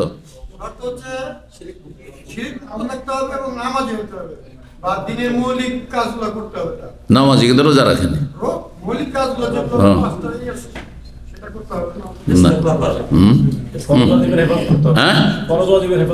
ফরজ ওয়াজিবের হেফাজত করতে হবে। ঠিক আছে, আমি আরেকটি কথা বলছি, ওইটা শুনতে চাইছি। সেটা হচ্ছে জান্নাতে যাওয়া হচ্ছে দুই রকম, একটা হচ্ছে প্রথমে জান্নাতে যাওয়া, আর একটা হচ্ছে সাজা শাস্তির পরে জান্নাতে যাওয়া। চোর, কথা বলছেন, চোর, জেনাকারী, লম্পট, ডাকাত, ঘুষখোর, সুদখোর, হ্যাঁ, বেঈমান, মদখোর, জান্নাতে যাবে প্রথম কথা যদি তার ইসলাম টিকে থাকে। ইসলাম যদি নষ্ট করে ফেলে, হালাল মনে করছে মদ হালাল, হ্যাঁ ব্যভিচার হালাল, দর্শন করি না তো আমি, হ্যাঁ, তাহলে সে তো কাফের হয়ে গেছে, কারণ হারামকে হালাল করলে তো কাফের হয়ে যায়। ঈমান টিকে আছে, পাপকে পাপই মনে করে, হ্যাঁ জান্নাতে যাবে, কিন্তু হ্যাঁ খালেস অন্তর থেকে তওবা করে যদি আল্লাহর সামনে হাজির হয়, শেষখানে কালমা পড়ে তওবা করে, তাহলে জান্নাতে যাবে, এক অবস্থা। আর একটা হচ্ছে যে সে গুনহার বোঝা নিয়ে আল্লাহর কাছে চলে গেছে, কিন্তু সে 5 ওয়াক্ত নামাজি ছিল এবং সে তার ইসলামকে টিকে, ইসলাম ভঙ্গ করেনি, কাফের মুশরিক ছিল না, কিন্তু পাপী ছিল, জান্নাতে যাবে, কিন্তু প্রথমখানে যাবে না, সাজা শাস্তির পরে জান্নাতে যাবে। দুটি কথা মনে রাখবেন, হয় শেষখানে তওবা করে মারা গেছে, জেনাকারী, লুচ্চা, লম্পট, চোর, ডাকাত, হ্যাঁ খুনি, তাহলে জান্নাতে যাবে খালেস অন্তরে তওবা যদি হয়ে থাকে, আল্লাহ কবুল করে থাকেন। আর যদি বিনা তওবা গিয়ে থাকে তাহলে সাজা শাস্তির পরে জান্নাতে যাবে, যদি তার ইসলাম টিকে থাকে। আর ইসলাম যদি অন্য কিছু নষ্ট করে থাকে তাহলে তো সে তার ঈমান নষ্টের কারণে স্থায়ী জাহান্নামী হবে। যেমন বেনামাজি একেবারে নামাজ পড়ে, জুমা পড়তো, শুধু 5 ওয়াক্ত নামাজ পড়েনি, তাহলে সে জাহান্নামী, সে স্থায়ী জাহান্নামী। একজন মাজারে সেজদাকারী, হ্যাঁ আল্লাহ ছাড়া অন্য গৌস, কুতুব, ওলি আউলিয়া দিতে পারে, নিতে পারে, এর আফ্রিকার জঙ্গলে মিটিং করে, এইসব বিশ্বাস করে, তাহলে এরা স্থায়ী জাহান্নামী। ভালো করে শোনা যায়, স্থায়ী জাহান্নামী। এটা কোনো বাড়াবাড়ি চরমপন্থা নেই, এইটাই হচ্ছে হক, যে হক নিয়ে সমস্ত নবী রাসূল এসেছেন। এমন কোনো ধর্ম আসমান থেকে আল্লাহ নাযিল করেননি যাতে শিরকের কোনো অবকাশ আছে। কথা বলছেন না? শিরকের ধর্ম আল্লাহ কখনো নাযিল করেননি, মানুষরা তৈরি করেছে শিরকের ধর্ম। সেটা দুর্গা পূজার ধর্ম হোক আর দরগা পূজার ধর্ম হোক। ভালো করছেন। 6445 নম্বর হাদিসটি শেষ করি, তারপর একটা প্রশ্ন আছে কিন্তু ভুলিয়েন না। ওবায়দুল্লাহ বিন আব্দুল্লাহ বিন উতবা তিনি বলছেন, কালা আবু হুরায়রা বলেন, কালা রাসূলুল্লাহ সাল্লাল্লাহু আলাইহি ওয়াসাল্লাম বলেছেন, লাউ কানা লি মিসলা উহুদিন যাহাবান, আমার কাছে যদি ওহুদ পাহাড় সমপরিমাণ স্বর্ণ থাকে, মা ইয়াসরুনি, আমাকে ভালো লাগবে না, আল্লাহ তামুর আলাইহি সালাসু লায়ালিন, 3 রাত পার হোক, ওয়া ইনদি মিনহু শাই, আর কোনো কিছু অবশিষ্ট থেকে যাক, ইল্লা শাইআন, তবে সামান্য কিছু, যদি কিসের জন্য, আর সুদুল দাইনি, সেটাকে যদি আমি সঞ্চিত করে রাখি, জমা করে রাখি, ঋণ কর্জা আদায় করার জন্য। জি হ্যাঁ, প্রশ্ন করতে চেয়েছি না? হ্যাঁ, আপনাদের জন্য প্রশ্ন, উত্তর দিতে হবে। প্রশ্ন হচ্ছে যে তাহলে আমরা এতক্ষণ যে আলোচনা শুনলাম তাতে 2 শ্রেণীর লোকের কথা আমরা আলোচনা করলাম। এক হচ্ছে ধনী লোকেরা, আর এক হচ্ছে গরিব লোক, তাই না? আল্লাহর কাছে ধনী শ্রেষ্ঠ না গরিব শ্রেষ্ঠ? যে বলবে হাত তুলবে। হ্যাঁ, আল্লাহর কাছে কার মর্যাদা বেশি? ধনীর মর্যাদা বেশি? মুসলিম, কাফের কথা বলবো না, মুসলিম ধনীর মর্যাদা বেশি না মুসলিম গরিবের মর্যাদা বেশি? এত সহজ হইলে তার জিজ্ঞেস করতাম না। হ্যাঁ আচ্ছা, যে ভালো করে বলতে পারবে হাত তুলুক, এরকম না, এলো পাথাড়ি না। হ্যাঁ, ওই যে মুসলিম গরিব কি বেশি আল্লাহর কাছে প্রিয়? খালাস, ইমাম আবু হানিফা 4 মযহাব, আর 3 মযহাবের লোক দেখি কি বলছে। হ্যাঁ হ্যাঁ, কি দানশীল ধনী শ্রেষ্ঠ, তার মানে ধনী, ও গরিব বলেছে এ দানশীল ধনী, ঠিক, 2টা হইল। ইমাম শাফি চলেন, বলেন দেখি ওইদিকে গোত্রাওয়ালা শাইখেরা, চলেন। হ্যাঁ, 2টাই প্রিয়, 2টার মধ্যে ছোট বড় তো আছে। আরে না, 2টাই আল্লাহর কাছে প্রিয় হবে, 2টার মধ্যে ছোট বড় তো অবশ্যই হবে। আল্লাহর কাছে কার মর্যাদা বেশি, ধনী মুসলিমের না গরিব মুসলিমের? হ্যাঁ, গরিব মুসলিম কিন্তু সে তার দান খায়রাতের করার আছে, অল্প টাকা আছে, কিন্তু তার ইখলাস বেশি। না, আজকে উত্তরটা সূক্ষ্ম উত্তর শুনে রাখেন, সহি উত্তর শুনে রাখেন। জি,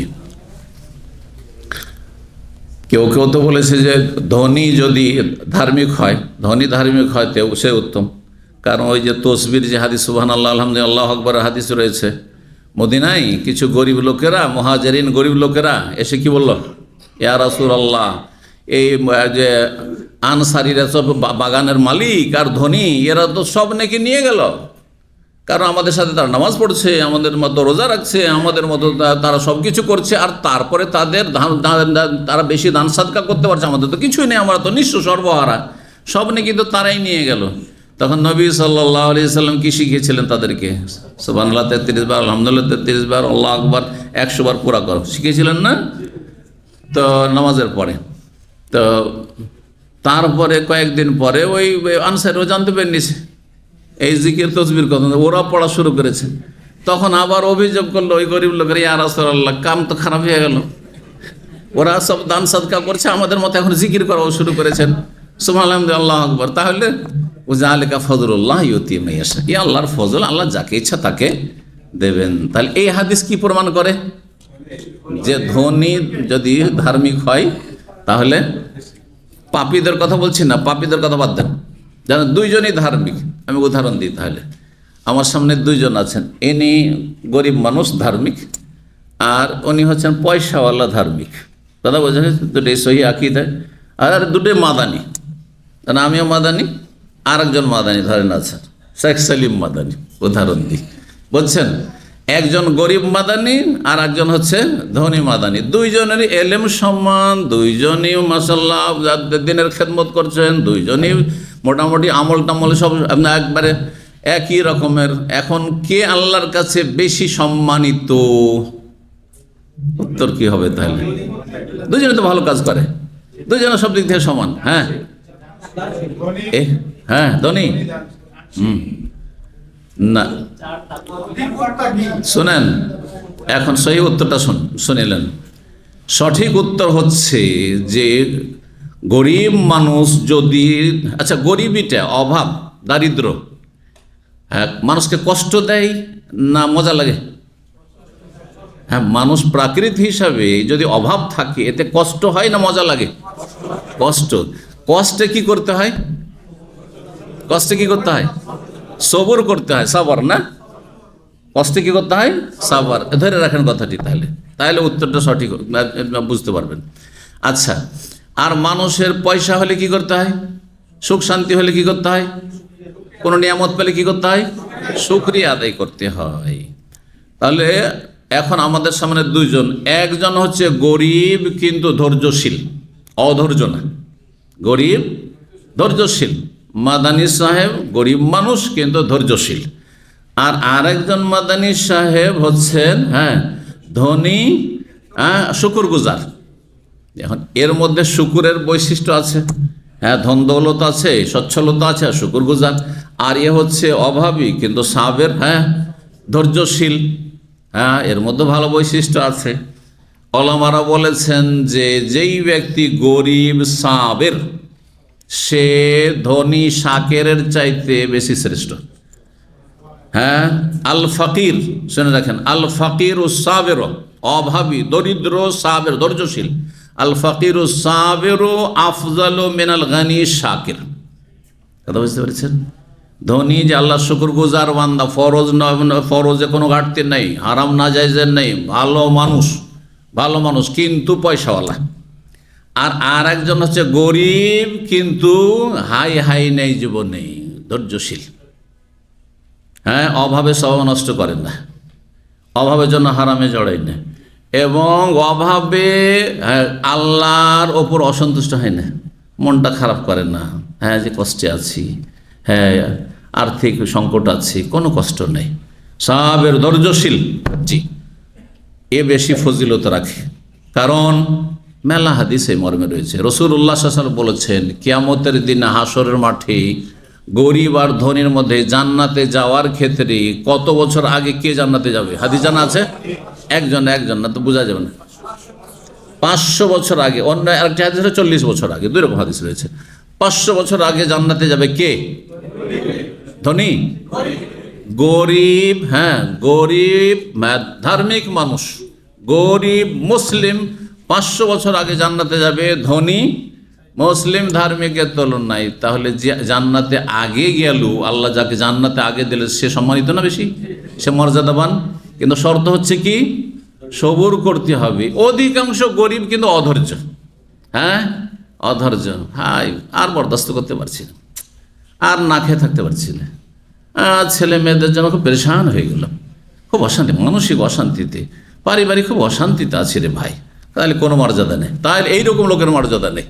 তাহলে ওই রকম কোয়ালিটির যদি হয়, মনে থাকবে হ্যাঁ, যে ফকির, অভাবী, সাবের, ধৈর্যশীল, হ্যাঁ, ধনী শুকরগুজারের চাইতে শ্রেষ্ঠ আল্লাহর কাছে। আল্লাহু আলাম।